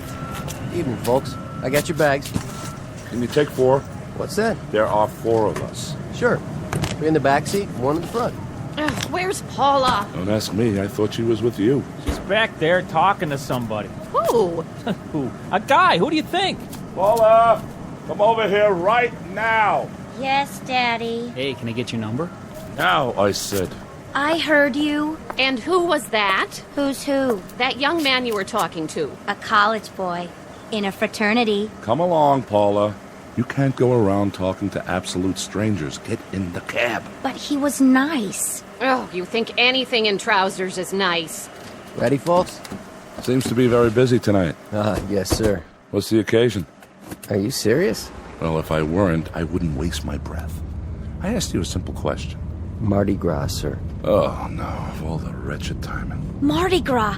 Can we go, Daddy? Oh, please. We most certainly cannot. This is hardly a pleasure trip. What about me? You'll stay with us. But I'm old enough. Not another word, Junior. Come down on business, did you? That's right. Family business. My father-in-law is extremely ill. Oh, I'm sorry to hear that. What's the address? 1427 Wistria Lane. Do you know where that is? Sure do. That's in the Garden District. Some nice places around there. There are indeed. And this is one of the nicest. A very valuable piece of property. I'll bet. Can I ask a question? Ask away, son. What's the drinking age in New Orleans? Junior! I just asked. Driver, how do you turn the light on back here? Now, what in the world do you need a light for? So I can see myself in the mirror? I have to fix my hair. Will you all please try to control yourselves? No one wants to be here. That's understood. But now that we are, we'll just have to make the best of it. Step on it, driver. We don't have all night. Yes, sir. Put on your seatbelts, please. I know a shortcut. Otherwise, we'll never get there.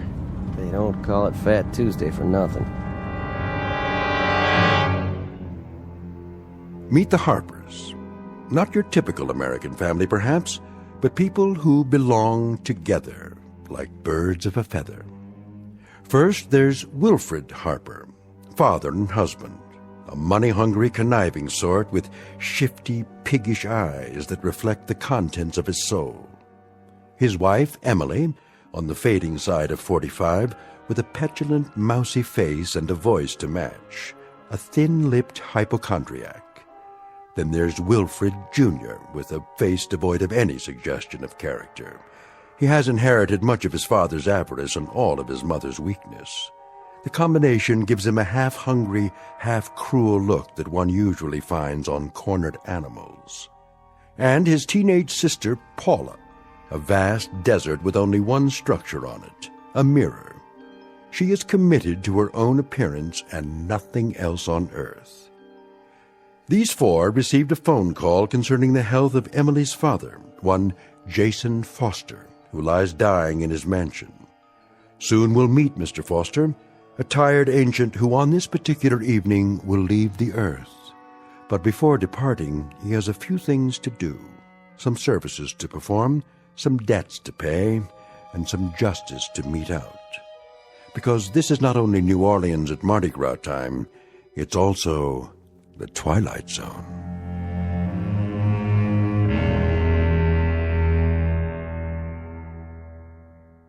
And now, The Twilight Zone and our story, The Masks, starring Stan Freberg with Stacy Keach as your narrator.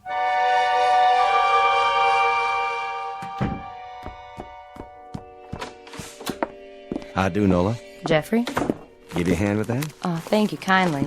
Crowded downtown? Yeah, the biggest Mardi Gras ever. At least that's what it looks like. I almost couldn't get a seat on the streetcar. Got everything, I see. Everything he asked for.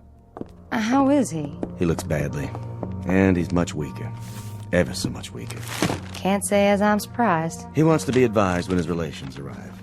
Knowing his relations, I'm sure they'll make themselves known. You're right about that. The doctor still here? Mm-hmm. With him now. I'll get dinner started. You do that, Nola. You do that. Oh, my. A sad and mournful day.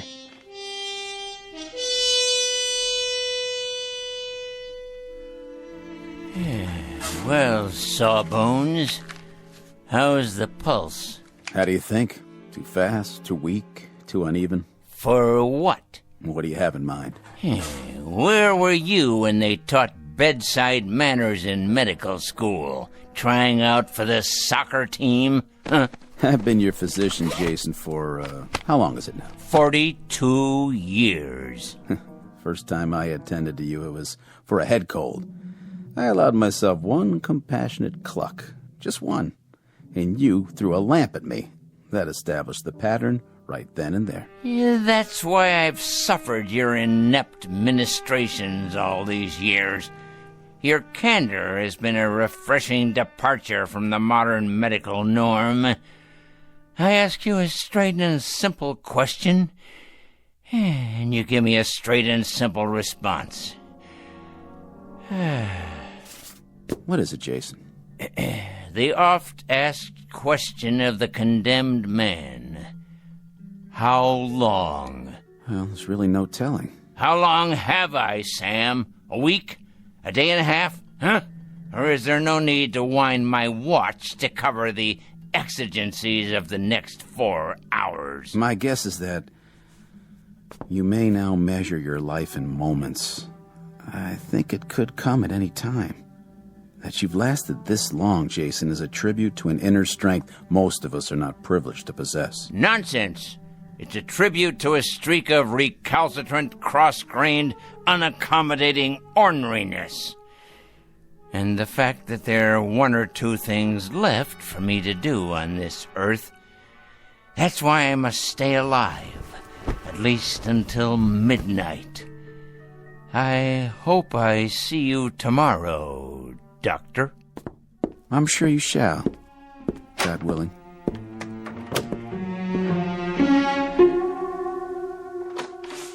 Right this way, please. Thank you, Jeffrey. And the hat box, Jeffrey, that blue thing. Yes, ma'am. Be particularly careful. It has all my medicines in it. Stand up straight, Junior. You'll get round-shouldered. Why do you still call me Junior, Pop? I'm not a kid anymore. I could break you in half if I wanted to. Oh, such talk. Well, couldn't I? Now, let's watch our words. And you, Paula, behave like a young lady. All right. Paula. Hello, Emily. Oh, how nice to see you again, Dr. Thorne. You've met my husband. Yes, some years ago, the last time he was here. How are you, Mr. Harper? As well as can be expected under the circumstances. And you, Mrs. Harper? How are you? Bearing up, Doctor. As best I can. This is our son, Wilford Jr., and our daughter, Paula. Hi. Hello. This is your grandfather's doctor, children. Your father's been expecting you.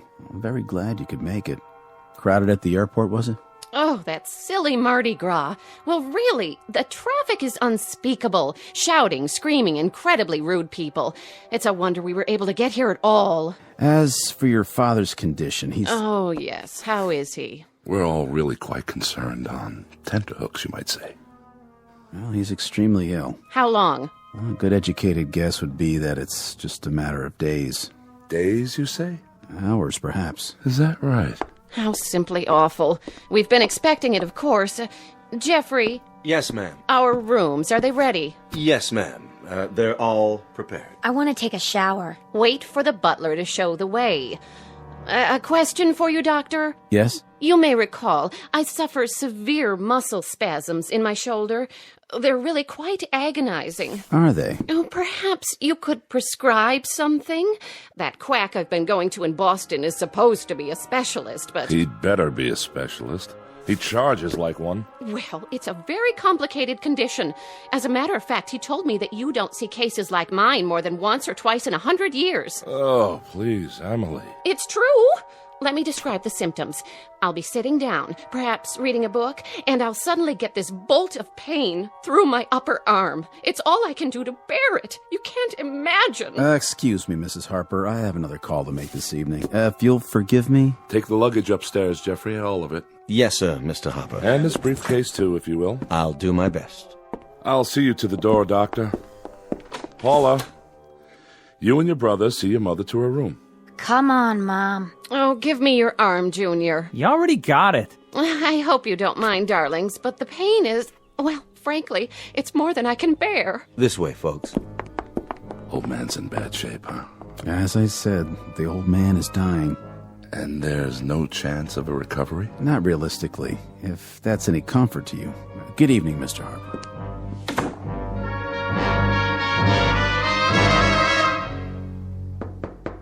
Father? Don't worry, I'm awake. Well, don't just stand there. You may as well come in, all of you.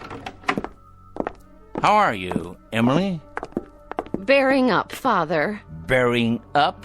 Heh, you sound like Job, itemizing his calamities. What is your illness this month? Oh, never mind. I'll bully through. What are you doing there, Wilfred? Oh, just examining this piece of porcelain. Wedgwood, isn't it? Yes, and quite old. Say hello to your grandfather. Hello. Hello. I see Paula has found the mirror. It's my hair. I can't do anything with it. You are four of the most changeless people on Earth. Do you realize that? Huh? Oh, I don't like being ill, if that's what you mean, Father. Don't you? Don't you indeed, Emily? That's hard to believe. It really is. Why, what do you mean? Considering that in the past 25 years, you've been at death's door so many times, it's a wonder you haven't worn a hole in the mat. And you, Wilfred, how's business? Oh, you know how it is. Make a little, lose a little. It's a struggle, but I managed to keep my head above water somehow. Your head above water? Heh, that's a good one. I think the only book you've ever read, Wilfred, is a ledger. If someone were to cut you open, they'd find a cash register in place of a heart, a profit and loss column instead of a spine, and liquid assets running through your veins instead of blood. Really, that's not fair. Really, it is. And you there, Paula, putting on a fresh coat of lipstick before speaking further, I see? Nice to see you, Grandpa. How friendly of you to say so, considering that you haven't looked at me yet. All you've seen is yourself in the mirror, which, in the final analysis, is all you ever see. That's not true. You're being mean, Grandpa. You shouldn't, you know. We've had such a miserable long trip, and Mother hasn't stopped complaining one instant. Oh, you hear that, Father? The younger generation. He jests at scars that never felt a wound. Emily, my dear, I understand that my troubles include hardening of the arteries and a weakening heart. But if you continue playing Sarah Bernhardt, I may well succumb to an intestinal affliction. What does that mean? It means you're in danger of making me sick to my stomach. And young Wilfred Jr. over there, looking as alert as usual. Willie, darling, tell Grandfather how nice it is to see him. It's very nice to see you, Grandfather. Looks like an English bull, talks like a parrot. How gracious and unselfish it was for you all to come and see me. Father dear, wild horses couldn't have kept us from you. Not even my own agony. Well, I hope you survive, Emily. You're to have an excellent dinner this evening. And then I've planned a surprise. But, Grandpa, it's Mardi Gras. I was hoping you'd know of some parties. We're having a party here, Paula. We are? Have you invited any boys? Better than that. We'll have a marvelous time. I've arranged for us all to wear masks. Masks? How droll, Jason, masks. I swear you people don't just celebrate tradition down here, you succumb to it. I think you'll find that there's absolutely nothing traditional about them. Masks, huh? Well, it might be kind of fun. It shall be, my boy, it shall be. Perhaps not the same degree of satisfaction you receive from torturing small animals as I've seen you do in the past. Oh, come on, Grandpa. I haven't done that in a long time. Willie is doing very well in school now, Father. He made the football team. A chip off the old block, I'm sure. Well, now, why don't you all prepare for dinner? I think we'll have an interesting evening. As a matter of fact, I guarantee it. As you wish. Will we see you downstairs? I wouldn't miss it for the world. Come, children. Emily. Everything all right, Mr. Foster? Jeffrey, get the masks and place them in the study, if you will. Those masks? Yes, those masks. You know the ones. Yes, sir. A tremendously interesting evening for all, I promise. Come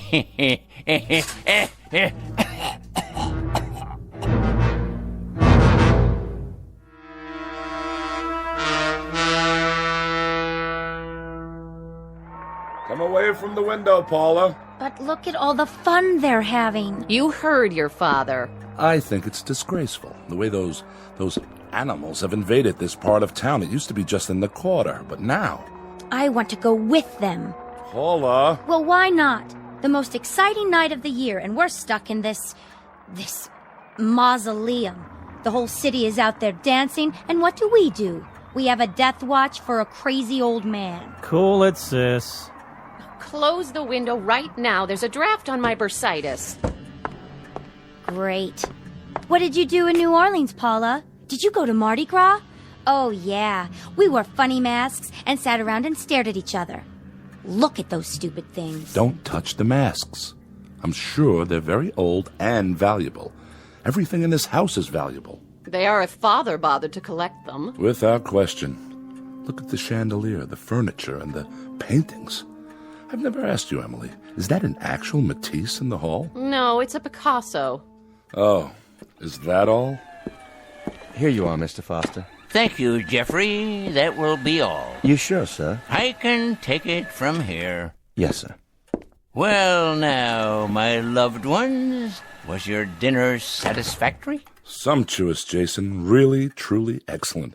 Must have cost a pretty penny. Father, do you think it wise for you to be up like this? Wise? Probably not, but necessary, assuredly. Have you, examined your masks? Our masks? You must mean they're a gift. Well, in that case, thank you.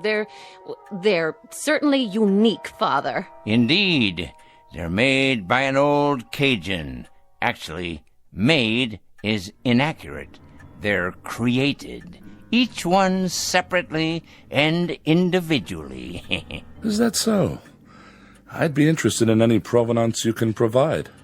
Their history, ritual meaning. You mean so you can resell them?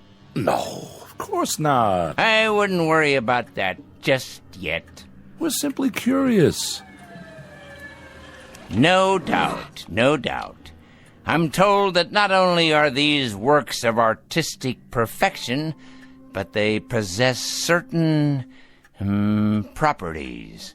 Very unusual properties. Can I look at the magazine? No way, I'm reading it. Children, your grandfather is speaking. They're only worn during the Mardi Gras, and there's a ritual to the wearing. You see, one tries to pick a mask, which is the antithesis of the wearer. How so? Oh, for example, the ugly man might cloak himself in beauty, whereas the shy and retiring put on the facade of boldness. Youth wears age, and age, youth. You get the idea. In other words, it's a masquerade of opposites. Very interesting. Now, why would anyone do that, Father? Why question it? This is a special evening. And now, dear ones, let's pick our appropriate masks, shall we? Well, if you say so. You, Wilfred, how do you fancy yourself? I don't understand. Come on, be candid. When you shave in the morning, who looks back at you? Why, I do, of course. I don't see... Please, it's a crucial question. What do you see? Really, Jason, I think we're a little old for parlor games. Let me be the judge of that. Indulge an old man. Oh, all right. Give me a self-assessment. Come on, be honest. You're serious? Never more so. Well, I suppose you could say I'm good-natured. Congenial. Ah, now we're getting somewhere. I've always been a congenial man. No matter what the circumstances, I try to take things in stride. Very good, Wilfred. Congenial, friendly, outgoing, even extroverted. In short, amiable. I think so. So it follows that as part of this amiability, this general goodwill, you feel a deep rapport with your fellow man. Oh, yes. Yes, indeed. Now, the opposite of your affability would be, this face, here. This one? Surely not. Look at it, Wilfred. Hold it in your hands. Feel the way the wood is carved. The angry, feral lines, the gnawing, rat-like teeth. The opposite of the way you see yourself, remember? Charming. I take your point. Hardly an appealing image, though. Live with it a while. Try it on. Come on. It has great subtlety. The features reflect greed, avarice, cruelty, like a predatory animal. In short, all the character traits that you don't have. An ironic choice, wouldn't you say? Quite. And now, the brave lady on the couch. Oh, really, Father? I don't feel well. I'm not up to... Of course you are, my dear darling daughter. You're up to anything. Your courage dictates that you accommodate a relatively brief period of self-sacrifice. It should come naturally to you. How about this one? But it's hideous. Of course it is. Look at it closely, my dear. The face of a sad, sniveling, self-centered coward, flabby and without character. Fearful eyes, no chin at all, in contrast to your own bravery, your doughty, intrepid strength. Well, I suppose it does serve as a contrast. Next, the one over there, who walks in beauty like the night. What? Pay attention. Your grandfather is speaking. If you want to know, I think this whole thing is a bore. Paula! Well, it's the truth. Wear this one, just for a short while. All right. But it's horrible. Ah, look closely. The round porcine features. It's the face of a pig, with beady eyes, puffed out jowls, and a shiny pink snout. A self-indulgent face that's never satisfied. Not like you, my dear. It has none of your heart, none of your selflessness, none of your great concern for others at the expense of yourself. Well, if you put it that way. And last but hardly least, the timid one over there, the gentle and quiet Wilfred Jr. Oh, come on, grandfather. But you haven't seen it yet. What's this one supposed to be? You're opposite, my boy. The face of a dull-witted, stupid clown. Thanks. Notice the low brow, the bulbous nose, the slack, oversized mouth, as opposed to your own manful refinement, your courteous, deferential gentility. Yeah, I get it. And now we're almost done. What about your mask? This one. But that's a skeleton. The face of death, because I'm alive. Understand? I'll wear the very thing that stalks me at this moment. Oh, you don't mean that we actually have to wear these hideous things? I believe I explained that. Only for a few hours, I should add, until the unmasking. And that's at midnight. Paula, you'll break it. I don't care. Everybody else can do what they want. I'm not wearing mine. Then I'm not either. I'm afraid, Jason, that we're somewhat at odds here. Not really, Wilfred. The four of you came here for one purpose. To see me off and yell bon voyage, to put coins on my closed eyelids, while with your free hands you start grabbing and looting. Father, that's cruel. On the contrary, that's truth. You came here to reap everything I've sown, to collect everything I've built, to covet everything I possess. And I'll not disappoint you. The will is prepared. Everything is left to the four of you. Everything. Money, house, property, holdings, stocks and bonds. All of it. All of it. Jason, you break our hearts when you talk that way. The most touching thing you've ever dredged up, Wilfred, by way of conversation. But I must emphasize this little addendum. One small proviso. You're to wear those masks until exactly midnight. Not a moment more, not a moment less. What? I don't believe this. Really, Father? Mark my words, if you take them off. If you do, you'll each receive from my estate the equivalent of a ticket back to Boston. And that's it. That's it. That's absolutely, positively all. Never fear, we won't be spoil sports. If this is your pleasure, we'll indulge you. Quite happily, I might add. It's the least we can do. Oh, you're joking. It smells old and musty. Who knows where it's been? Here, Emily, let me help you fasten it to your head. But the germs. Don't be an idiot. Put on the miserable mask. Don't throw away a fortune because of your wretched hypochondria. Ho-ho! All right, Jason, we're doing it, see? And now, I'm putting on mine.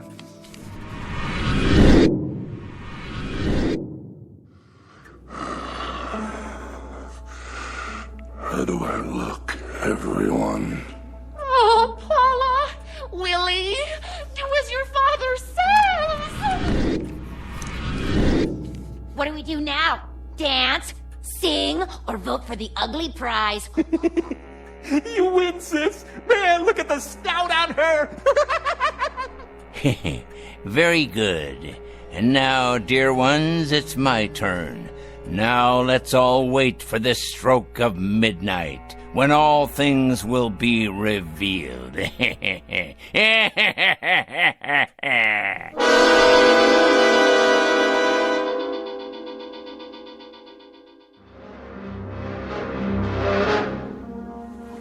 Evening, Jeffrey. Nola? How's Mr. Foster doing? He's up and around. He is? Mm-hmm. In his electric wheelchair. I took him into the study. That man. I reckon he wants to spend time with his relations. Well, they look like they don't want to spend time with him. Let me ask you something. What does he plan to do with those masks? I think he wants to play a game with them. With the masks or his people? Beats me. He better be real careful. Why's that? He had me buy those masks down in the quarter. Wanted them made special by some witch man who does voodoo and such. I told him, Mr. Foster, don't you go messing around with that stuff. That's the devil's work. Nola, he said, don't you worry. I know what I'm doing. I surely do hope he was right. Me too. Once you go that way, there's no turning back. That's the truth. Help me put away these dishes, Jeffrey. It's getting late.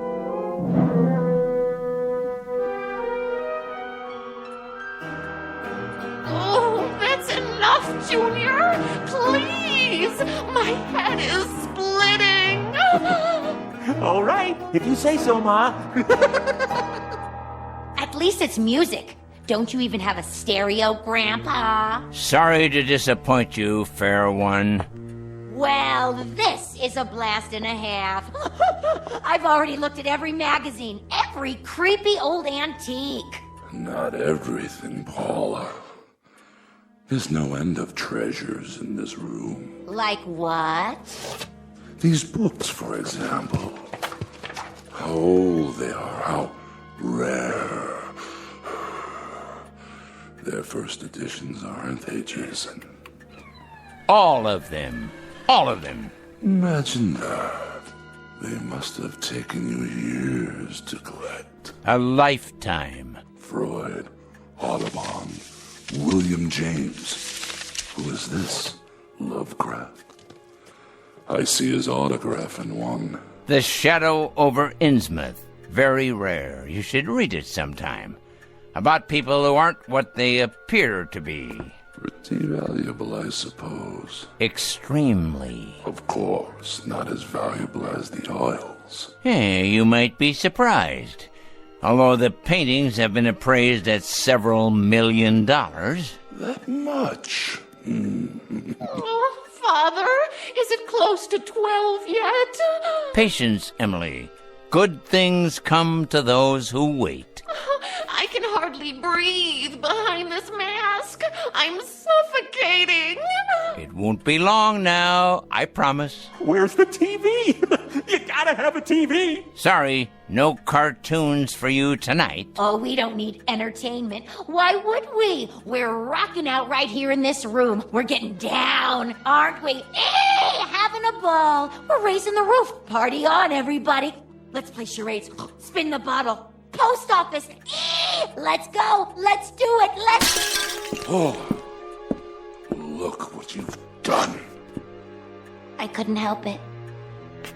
Just lost my head, I guess. It was an accident, okay? Oh, I'll clean it up. The maid will take care of it. But the value, it must be irreplaceable. Not really. Just an early Ming Dynasty vase. Still plenty of them available. I'm taking this thing off my face. I can't stand it one more minute. Paula, don't be a fool. Oh, I don't blame her. I don't blame the child one bit. Nor do I. How could I? We each behave according to our natures. I told you it was an accident. This is cruel, Father. A cruel, heartless torture. I have to agree, Jason. Really, this has gone far enough. We've been in this room for 3 hours, regarding each other through these grotesque masks. There's a limit, and we've all reached it. I must tell you, as far as I'm concerned, this is nothing more nor less than madness. Junior, what are you doing? I've had it too. I am not a bozo. Oh, please, Father, please let us take them off. Jason, we're waiting. Speak to us. Have you all had your say now? Anything more from you, Paula? Junior? Emily, the flower of my loins? Or you, Wilfred, the benevolent captain of industry? Is there anything else you have to tell me? Speak now or forever hold your peace. Only that I'm feeling buried alive. I agree with Dad. I think anybody who would do this is out of his mind. Please, Pop. Let us take them off. I appeal to you, Jason, from the bottom of my heart, for the sake of my family, for all of our sakes. Open the window to the street for me, would you? One last time. If you like. But my Mercedes! Shut up, Emily. Ah, the sounds of the night. They come from far and wide to partake of pleasure. A joyous celebration of life, unlike you who are without joy. I don't think that's fair. Of course you don't, because you are the object of this particular jape. Listen to them out there. Do you hear whining, complaining, anger? I don't. I hear happiness, simple pleasures, food, drink, the joy of being together, of being alive, as if they know it's fleeting, precious. But those of us in this room, we have a different agenda, don't we? And what of you? What do you get out of it? Satisfaction. A kind of grand culmination. Close the window. What is it? It's what you've been waiting for, I believe. The anointed time when you can all dig deep into the treasury. You're feeling weaker, Father? Ah, at last. A note of hope in your voice, Emily. Why must you say such miserable, cruel things to me? To all of us. What have we ever done to you? Because you're a pitiful excuse for a family. That's why. This is the only language you understand. If only we could respond in kind. If only we could open up to you without restraint in the same way you speak to us. If only we could tell you what we think of you. Fine, Wilfred. Excellent. The truth at last. You've masked not only your faces, but your minds. Speak what's in you now. You're a twisted old man. Yes! Yes! Tell him, Daddy! You dangle us like puppets. You always have, taunting to get a response. You play with us as a cat does with mice. There is no humiliation you wouldn't subject us to. And for what reason? We've done everything you wanted, always. We've remained at your beck and call, your slightest whim. My whim? What have I ever asked you to do before tonight? You visit when you see fit and have nothing to say when you do. Well, we do now. We sure do. You're a stinking old man. That's what you are, and it's time you die. Past time. Why don't you? Even the clown has found his voice, huh? I agree with them. Do you hear me, Father? I agree. It's time you let go of your grip on us. My grip, indeed. I have no grip on you. I tried to hold you once, but none of you respond to love. You, Emily, you respond only to what your petty self-absorption dictates. That's enough, Jason. Wilfred responds only to things that have weight and bulk and value. He feels books with his hands. He doesn't read them. He appraises paintings. He doesn't seek out their truth or their beauty. And Paula there. Paula has lived her life lost in a mirror. The world is nothing to her but a reflection of herself. and her brother. Humanity to him is a small animal caught in a trap to be tormented. His pleasure is the giving of pain, and from this he receives the same sense of fulfillment that most human beings get from a kiss or an embrace. So unfair, Father! You're caricatures, all of you, even without the masks. And this last note. I haven't held any of you here. You were always free to go. What's held you here has been my daughter's weakness, my son-in-law's greed, my granddaughter's vanity, and my grandson's cruel, subhuman sadism. As soon as the clock chimes 12, you will all be very rich. It's as good as done. Now you own everything I have owned. You've kept your bargain. You've worn the masks. So now enjoy yourselves, my pretties. Live full lives. And may God have pity on you.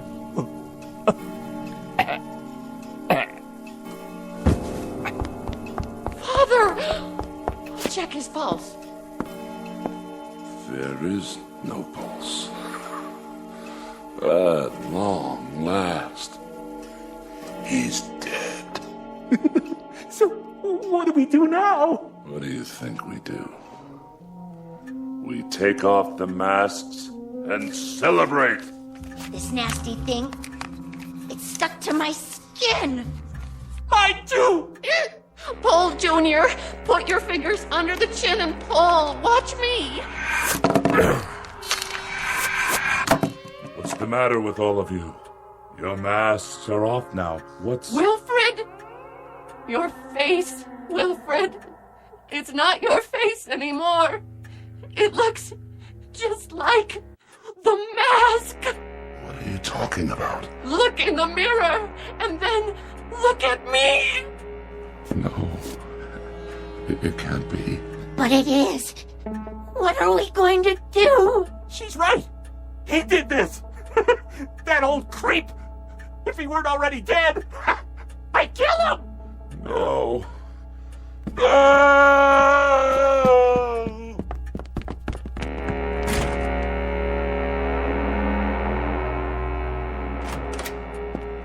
Mr. Foster, are you all... Mr. Foster? Mr. Foster? Sir! Call the doctor! Nola! Call him now! Where is he? In here. I called you right away, even though I knew. Strange mask. Like a death's head. Where are the others? In the room, sir. They practically ran upstairs. Jason. I'll take this mask off for you. You won't need it now, old friend. Would you just look at him? His face. So peaceful. Oh, Mr. Foster. Mr. Foster, sir. Don't cry for him, Jeffrey. This is his true face. Not a line on it. Not a care. No horror, no fear. Nothing but peace. I'll call the funeral home. This way, sir.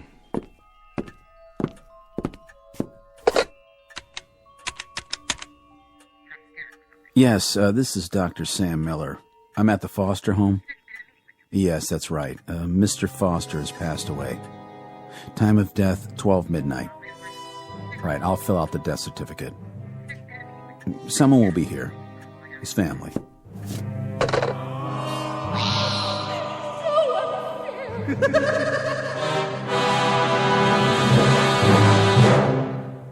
Mardi Gras incident. The dramatis personae being four people who came to celebrate. It might be said that they partied with a vengeance. They now wear the faces of all that was pent up inside them. But unfortunately, they'll wear it on the outside for the rest of their lives. Said lives to be lived from this point on in the shadows. Tonight's tale of men, the macabre, and masks in a section of the Big Easy called the Twilight Zone.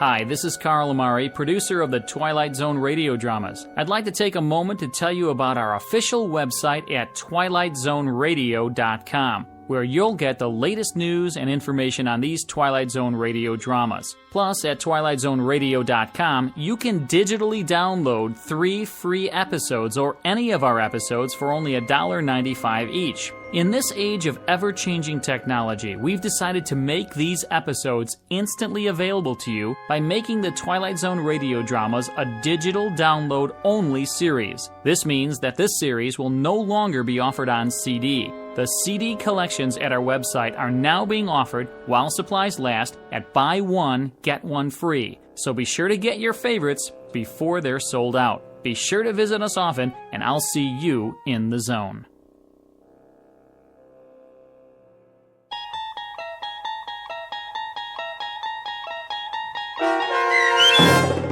The Masks, starring Stan Freberg with Stacy Keach as your narrator, was adapted for radio by Dennis Etchison and written for The Twilight Zone by Rod Serling.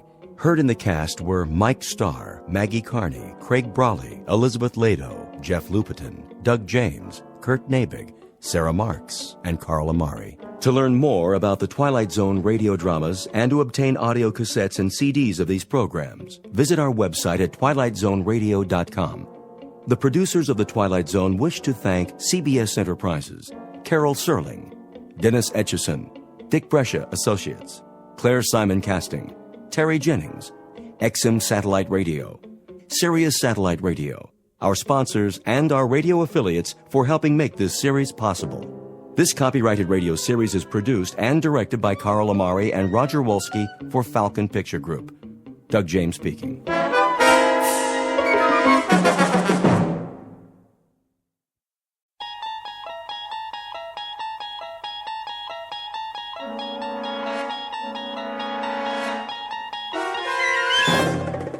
You're traveling through another dimension. A dimension not only of sight and sound, but of mind. A journey into a wondrous land whose boundaries are those of imagination. Your next stop, the Twilight Zone.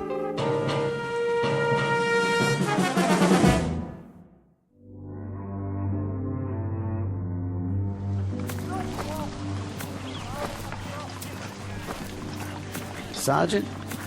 Yes, soldier? Can I ask you something? Go ahead, son. If it's whiskey you want, I don't have none. Not for days now. It's long gone. Oh, that's not it, sir. Oh, I thought maybe you wanted something for the pain. Your arm. You'd best change that bandage. I don't have anything, Sergeant, except my uniform, and there ain't much of that left. Here, take my kerchief. Oh, no, I can't. Sure you can. Come on now. Get that sling off. Make yourself a new dressing. You need it in the heat. Thank you kindly, sir. Go ahead and sit, if you like. Oh, no, I don't want to do that. I gotta keep moving. Why? There's no hurry. Not anymore. Well, if you can walk on that crutch, I figure I can as much on these 2 feet. Besides, I got a long way to go. How far, soldier? Alabama. I made it to be 600 miles. My folks will be waiting. Stop now, I might not get there at all. You'll get there all right. We all will, one way or the other. Because we have to. No place else to go. Yes, sir. Going home. That's what I wanted to ask. You know the date today? I'm sorry, son. I lost track. I don't know, still April or thereabouts. Hey, Willie.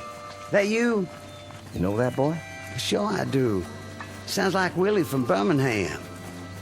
We was together at Appomattox. You go on ahead. I gotta take it slow for a while. Much obliged. See you tonight, sir, when we make camp. Luck to you, son. God be with you.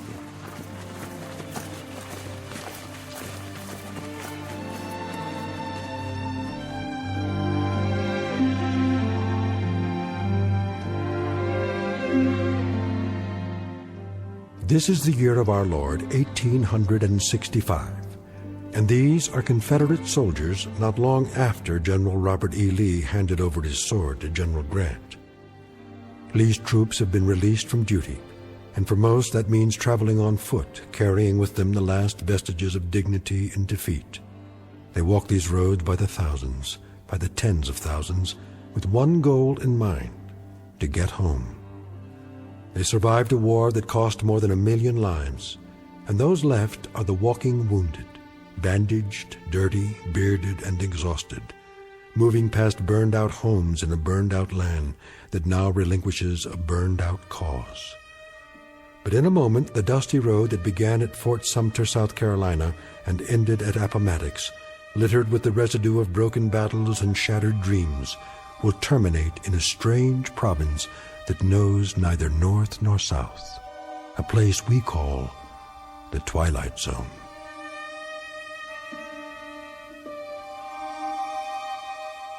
And now, back to the Twilight Zone with The Passers-By, starring Morgan Brittany, with Stacy Keach as your narrator.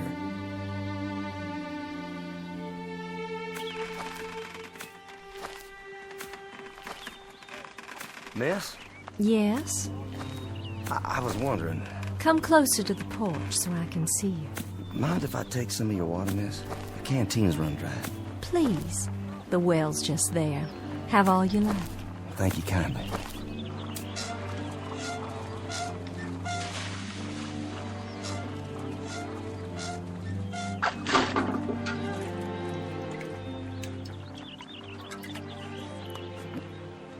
Oh, you don't know how good that tastes. I see by your uniform. Sergeant, isn't it? I was. Don't know that it matters much now. Beautiful house you have here. It was. We used to call it our mansion. Beautiful tree, too. The oak here, strong. The kind that lasts. Yes, it survived. It was here before the house was built, and now it's the only one left. War claims a lot of victims. Different kinds. Men, animals, God's own beauty. You mind if I sit here a spell? Not at all. It's nice to talk to someone. I feel as if I haven't had a conversation in years. What if I strum my guitar a bit? You have a guitar? Carried it all through the war. Would it bother you? Oh, it would be lovely. My husband used to play a guitar. Did he? Oh, he played so well. He's where, ma'am? He was killed at Yellow Tavern with General Stewart. I'm sorry. You have a wife back home? No kin at all. It was just my father, but he died the first year of the war. I'm sorry. Ah, it's all right. It's been a while now. I mean the crutch. I didn't see it. You've lost your leg. No matter, ma'am. Didn't exactly lose it anyway. I know just where they buried it. Outside of Chickamauga. It must be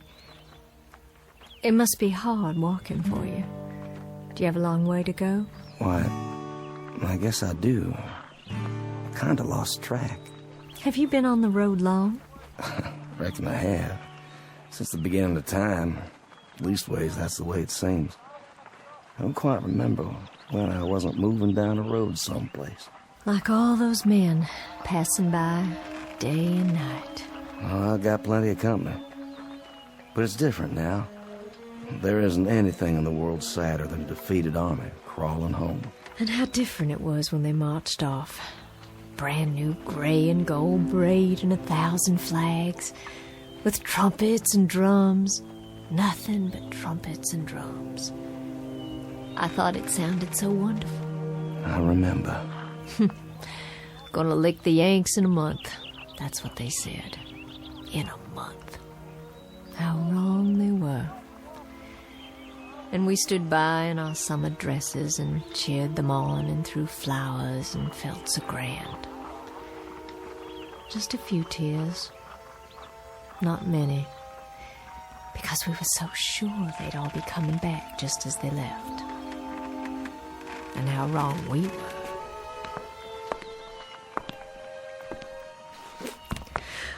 Oh my. Anything wrong? I'm feeling a little dizzy. Ma'am, please sit down. I don't think you're well. It's the fever. But I'm on the mend now. It just left me weak, that's all. Just a little weak. still they come. Morning and night, night and morning. The young ones and the old ones. And oh, how tired they look. How worn. Are there hundreds of them or thousands of them? More than that. And wouldn't you think there were so many, my Judd? Ma'am? Sergeant, do me a favor. Play your guitar real loud. I mean real loud. Drown me out. I'm so sick to death of hearing my own crying and the sound of footsteps on the road. Please play it loud so I can hear music. Please, Sergeant. My pleasure.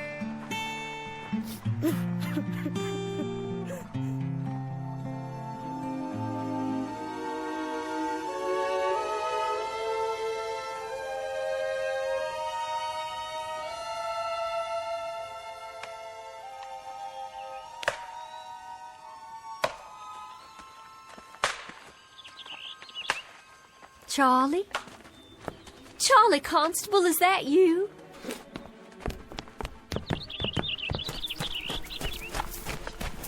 Charlie, it's Lavinia. Charlie, we thought you'd been killed. That's what everyone said. They said you'd been shot in the head at Gettysburg. Afternoon, ma'am. Sorry to disturb you, ma'am. Good day to you. It's Charlie I want to talk to. Can't you hear me? Couldn't you stop a minute, Charlie? Couldn't you stop a minute and talk? I'm so glad you're all right. I'm so glad you got back. I'm almost there, Lavinia. Almost there. I don't think I'll need all this weight. You can store my blanket roll for me, but I gotta keep moving. I'm almost there now, you see. I'll be there by nightfall. Oh, Charlie. Your wife will be so glad to see you. So very, very glad. Goodbye, Lavinia. Will you give Susan my best, Charlie? Tell her when you get settled to please come over. Would you do that for me? No, I'll expect she'll want to keep you to herself for some time. I know if it were Judd come home to me, I'd hold him close. So close, Charlie. And I'd not let him leave again. I'm sure, Lavinia. Charlie, wait. You might need some of your bedroll. The Yanks took most of the blankets. Susan might have use for yours. Well, I'll keep it for you then. Do you hear me? I'll keep it here for you. That was Charlie Constable. Was it? They said he'd been killed at Gettysburg, shot through the head, that's what they said. Oh, but thank God they made a mistake. Thank God he's all right and come home again. What's the matter, ma'am? Why are you looking at your hands like that? There's blood. Where? Why, Charlie's cap. It's tied to its bedroll and there's blood on it. There's blood on Charlie's cap.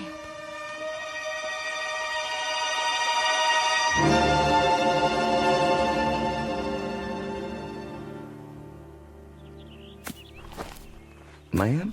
Yes? It's Sergeant Baxter, ma'am. Well, I know that. Who else would it be? You finished so soon? I got a feeling for wood, carving it or chopping it. I got enough cut there so you can at least start the winter. Well, I thank you sincerely. You don't know how much that helps me. No, I thank you. I'm obliged for the dinner. Such as it was. It beats salt pork and hardtack, which is what I've been used to for as long as I can remember. I was hoping you'd play your guitar one more time. Would you? Made this myself. You didn't. You know how to make musical instruments. After a fashion, not as good as the ones I made at home. I had more time then. You have to pick the right tree, a good solid one with character. You cut a branch and strip off the bark and take the wood in layers, but carefully, just right. Then you soak it and bend it into the shape you want. And well, there's plenty to it, believe me.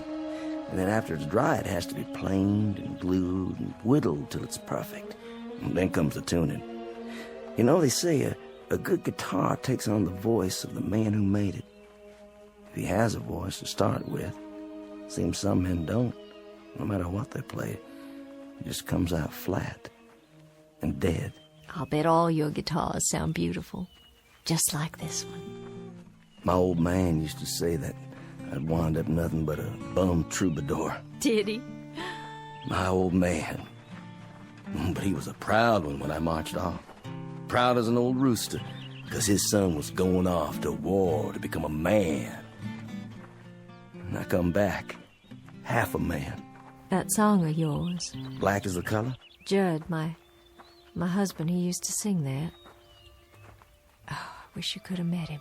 I wish so too. A very gentle man. A very nice and decent man.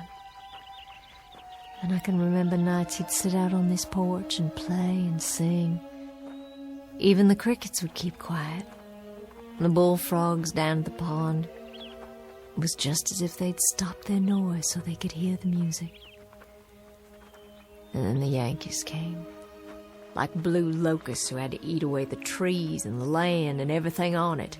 I owe them for much. For our house, our lawn, our trees, for everything that was. Including my husband's life, I owe them for very much. Ma'am? Why don't you leave here? This place is no good for you. This place is all I have. Just an empty shell of an old house and a burned-out field. But it belongs to me, and it's all I've got. You need something else, something different. Being here alone and sick and staring out toward that road, that ain't gonna cure anything. Fever, sadness, heartache. It won't cure nothing at all. What do you suppose happened to him? Your husband? The Yankee who killed my husband. Do you suppose he's marching home now? Back to his own kin? Do you suppose he's laughing and singing and telling all his neighborhood about the rebels he killed? All the bullets and the heads he shot them through? I don't reckon that at all. You shouldn't either, ma'am. There's been a lifetime of suffering on both sides. I got a gun inside the house. An old shotgun. And I keep thinking about how someday, some moment, a Yankee will ride by, and I'll take out that gun, and I'll aim it at him. I'll aim it steady. But first, I'll tell him. I'll tell him that he can consider this the last shot of the Civil War. A bullet in exchange for the one my husband took. You let that kind of poison sit on your mind, you'll die from it, I swear. Who's coming? Can't see yet. It's him. What do you mean? The Yankee. Well, hold on now. It's a hot night. Hot indeed, Lieutenant. Couldn't see if anyone still lives here. They do. You traveling a long way? Oh, just up the road. But I've been on it a long time. You too, Sergeant? Long time. I've got a half-full canteen, but my horse is running dry. Well, there's water in the well. I don't think they'd mind. Much appreciated. I know you, don't I? That's possible. I mean, I've seen you before. I seem to remember. Go on. What is it you remember? You'd best heed the sergeant's answer, because it's the last thing you'll ever hear. No, ma'am. Put the gun down. You don't understand. The last thing you'll hear on this earth. This I promise you.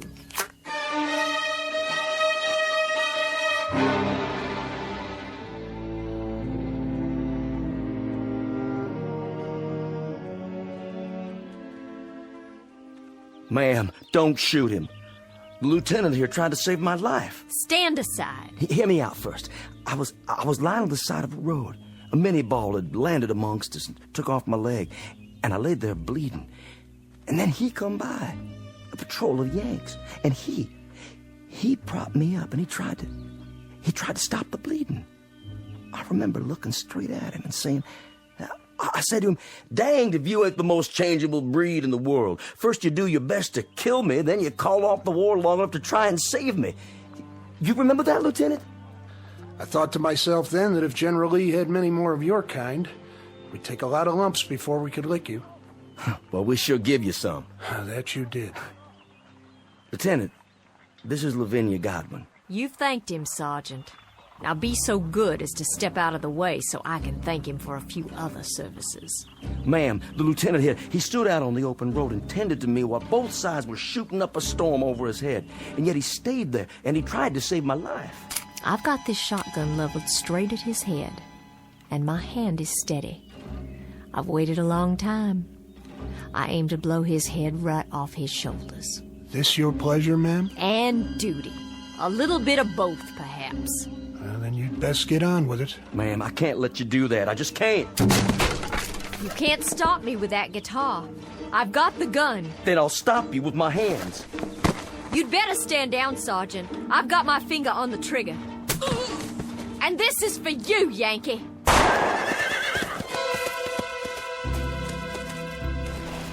You could thank God for the darkness. That kept you from committing murder. Hasn't there been enough of that already? I didn't miss him. I couldn't have. I couldn't have missed him! No, ma'am.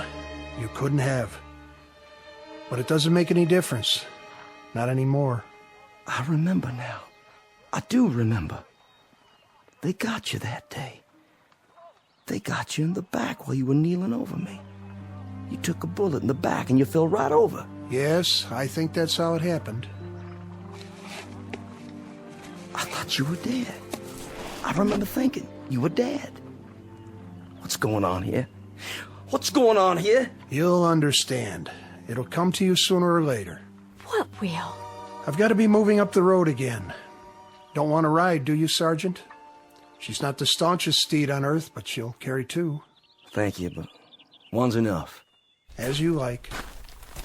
Safe journey, Lieutenant. And to you. I wish you the best, ma'am. I do wish you the best. And this too shall pass. This too shall pass. Wait and see.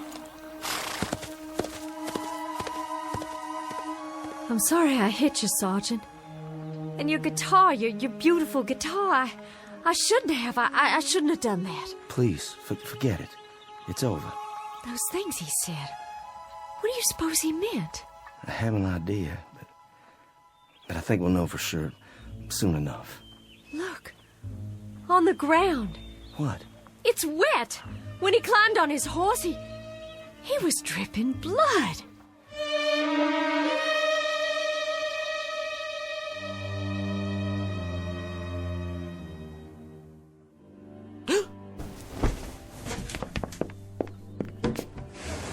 Sergeant! Sergeant Baxter! Ma'am? Would you come in the house, please? Can I help you? Do you hear that, Sergeant? Hear what, ma'am? That's just it. There's no one on the road anymore. They're all gone. Well, they stopped coming during the night. It's been quiet ever since. Real quiet. Why are you carrying your bedroll? And your cap? Are you leaving? Yes, ma'am. I'm leaving. It's time for me. But where will you go? You told me yourself there's no one waiting for you at home. To wherever that road leads. I can tell you where that road leads. Past 50 miles of places like this. Past houses that were burned out and abandoned after the Bluecoats got finished with them. Burned out yards and crop fields. Some by Union soldiers, some by us. So there'd be no use. Past a few hundred tired, sick people like me. No worse off than I am. Well, that's what I'm telling you. If you're looking for a change of scenery, Sergeant, you won't find it out there. Along that road. Mrs. Godwin, I was up most of the night. I was up and I was thinking about lots of different things, thinking it through. What did you decide? That lieutenant who came by, and the shotgun, and the blood on the ground. When he rode off, it seemed like a mystery. Yes, it does. And that young friend of yours, Constable. Charlie Constable. Yeah, with the bloody cap. And then before dawn, it came to me. What did? It's kind of hard to explain. Please try. It has to do with that road out there, and the men who are walking on it. What about them? Last night, after you'd gone to bed, I stood by the gate and I watched as they went by. There was Union soldiers, too. Yankees, Many of them. Some helping our boys, some of our boys helping them. But all of them moving down the road, just as if... Just as if what? Just as if that road led someplace where they all had to go. You hear me? Had to. So wherever it leads, Mrs. Godwin, that's where I have to go too. But why? What I discovered last night. You wouldn't believe. I don't understand all of it myself. I understand enough to know that there's a billy club tapping on my good leg, telling me to move on. So I'll take my leave now, ma'am. And I wish you well. I certainly wish you well. Wait while I make you breakfast. No need for that. I'm not hungry anymore. Some tea, then. Something to drink. I'll heat water on the stove with the wood you cut. You have some for yourself, ma'am. I've got something stronger put away. There's a bottle. I know where it is. Not with all the walking I have to do. A hot bath, then, before you go. Surely you'd like to get cleaned up. Thank you, but I'm all right. Sergeant! Why don't you stay on? I need someone around here who can help. I'm just one sick woman alone, and I need someone to help me. I don't think that's a good idea. I'd give you half the place. You could take a wife if you like and live here, and half of it would be yours. There's nothing here that could ever belong to me, ma'am. Nothing at all. Why not? If I say it does. And you know something else? There's nothing here for you either. Nothing but a lot of memories, and there's a prescribed period for mourning. Are you going to wear black for the rest of your days? My memory's a lot longer than yours, Sergeant. My hatreds don't die because somebody signed a slip of paper and turned in their sword. I don't think we need to compete when it comes to memories, Mrs. Godwin. I don't mean that. But as to hatreds, I'll concede that you carry yours for a lot longer than me, so you just stay on here and bide your time between some mourning and some hating. I've got to take a walk up that road, and while I'm doing it, I'm going to forget about all the yesterdays, and I'm going to start thinking about all the tomorrows instead. What do you think is up that road, Sergeant? A future? A new South, perhaps? Another Confederacy born out of the ashes? What do you think you'll find? I don't know, but I think every man has to find his own end of the road. It's whatever he wants for himself, and every woman, too. What's that? Sounds like my guitar. But it can't be. It's broken. There's a soldier in the yard. He doesn't mean you any harm. It's a Confederate soldier. Why, it's Judd. My Judd, he's finally come home after all.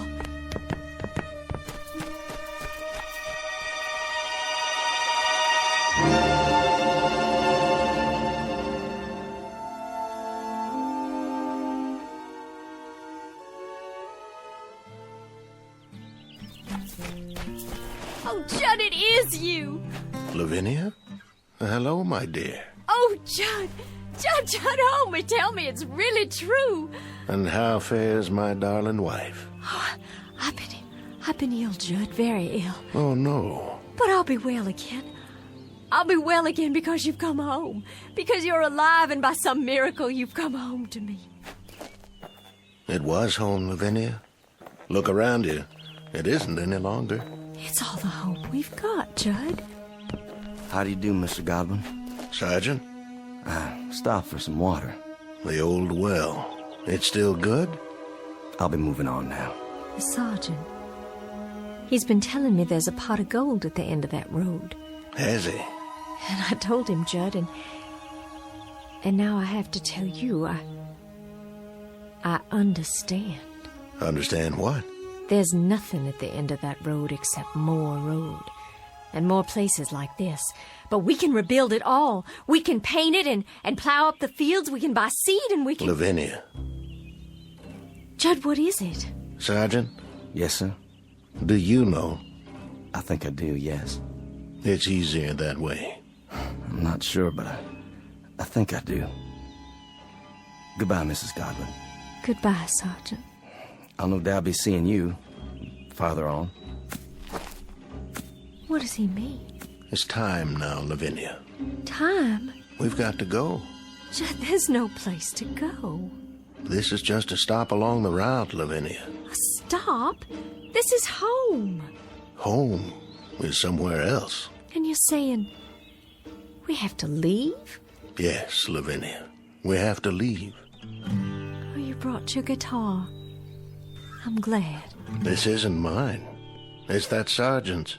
But... See? You remember this guitar, Lavinia. It was all broken, wasn't it? And now it's all in one piece again. Why, yes, it was. How did you know? It was broken, but now it's been put together. And it can be played again, and music can come from it. It's sort of like a human being, Lavinia. A bullet comes along, or a cannonball, or a fever, and it breaks our bodies and throws them aside, and they're no use to us anymore. But then something else comes. What are you saying? With that comes a second chance. Judd, are we? Yes, dearest. My death came at Yellow Tavern with a bullet. Yours came here with the fever. No. Then you mean all those men? All those men are heading to the end of the road, to whatever it is that each of them yearns for. Yearns? To a place or moment that is their heart's desire, theirs and theirs alone. Are you ready? I'm alive, Judd. I have to be. I can feel it. I'm alive. And I don't want to leave here. I'm not ready. I don't want to leave here because if I do, that means I'll have given up. There's nothing to give up anymore, Lavinia. There's nothing at all. Yes, there is. There's the house and the field and the crops we planted that we'll plant again. And the trees and the leaves that rustle when there's a breeze all night long. And the livestock to replace. And sometime one day, the child will have you and me. And he'll grow strong and healthy. And he'll help you tend the fields. And then he'll move on to a life of his own. His life and his children. Our grandchildren. And we'll grow old together on the piece of land that's our own. And in that way, life goes on. Oh, there's so much life still left. So much living still in me, I can't give it up. Don't you feel it? If you don't, I have enough for both of us. It's all I ever wanted, to be here with you. I'll see you later on, then, when you've made your peace. I'll wait for you, just as you waited for me. Oh, Judd, please. Please don't leave me. I'm not leaving you, my darling. I told you, I'll meet you at the end of the road, unless... Then you'll come back? You will.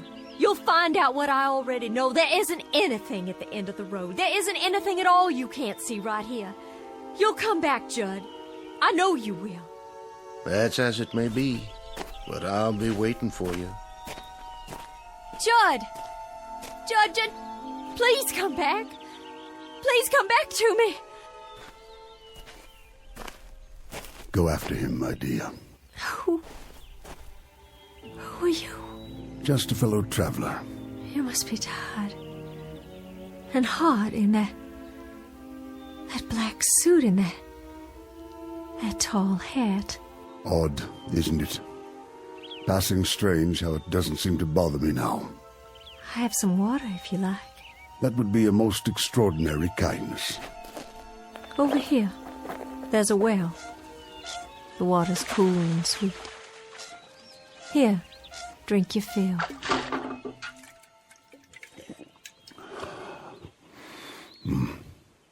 The sweetest I've ever tasted. I know you, don't I, sir? Do you? I'm sure I do. I've seen you, but not in these parts. In town? No, I don't think so. Don't worry yourself. Not on my account. But your face and that beard. May I tell you something, my dear? Please. Go after him. You must. Oh, but he'll be back. I know he will. My Judd will be back. Wait no longer. There's no reason. He's going someplace that you'll like, I promise you. Someplace where you'll find peace. How do you know? How? It's something we learn about death. Something we all come to understand. You see, my dear lady, this road, it isn't the end. It's the beginning. There's peace up there, serenity and freedom for all, from anguish. It's whatever you want most, what you have always sought but could not name. You sound so sure. I am. Go to him, my dear. Go to your loving husband. Go there with him. I can see him on the road, can't you? Standing in the sun with his arms outstretched, waiting to receive you. Your face. I know that face. I've seen it in the newspapers. But you were shot, sir. I read it. You were shot by an assassin at Ford's Theater in Washington. But that's so far from here. How? So far that I can hardly remember. It all falls away, like seeds in the earth. And so now, Mr. President, you're one of the... Yes, my dear. I guess you might say that I am the final casualty of the Civil War. And now I'm the last man on this road, the very last. I think it only fitting that I be the last of the passers-by.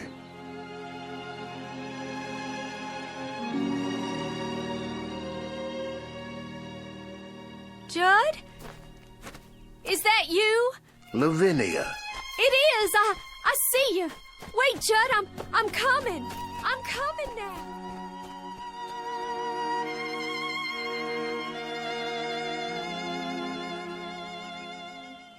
Lavinia Godwin, the mistress of a burned-out home, the image of woman in the aftermath of war, all women in all wars, suffering the final wound and the deepest, and now, at last, ready to be healed. Incident on a dirt road during the month of April 1865. And as we've already pointed out, it's a road that won't be found on any map, but it's only one of many that lead into and out of the Twilight Zone.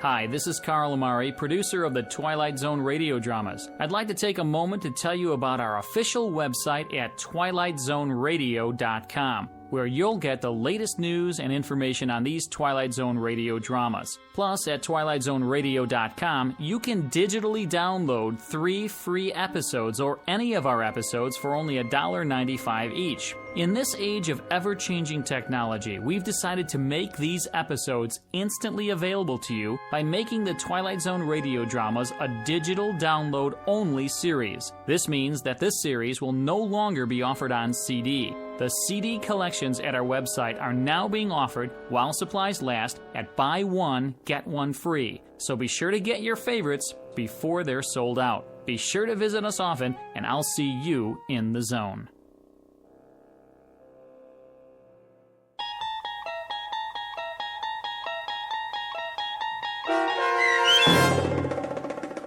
The Passers-By, starring Morgan Brittany with Stacy Keach as your narrator, was adapted for radio by Dennis Etchison and based on a script by Rod Serling.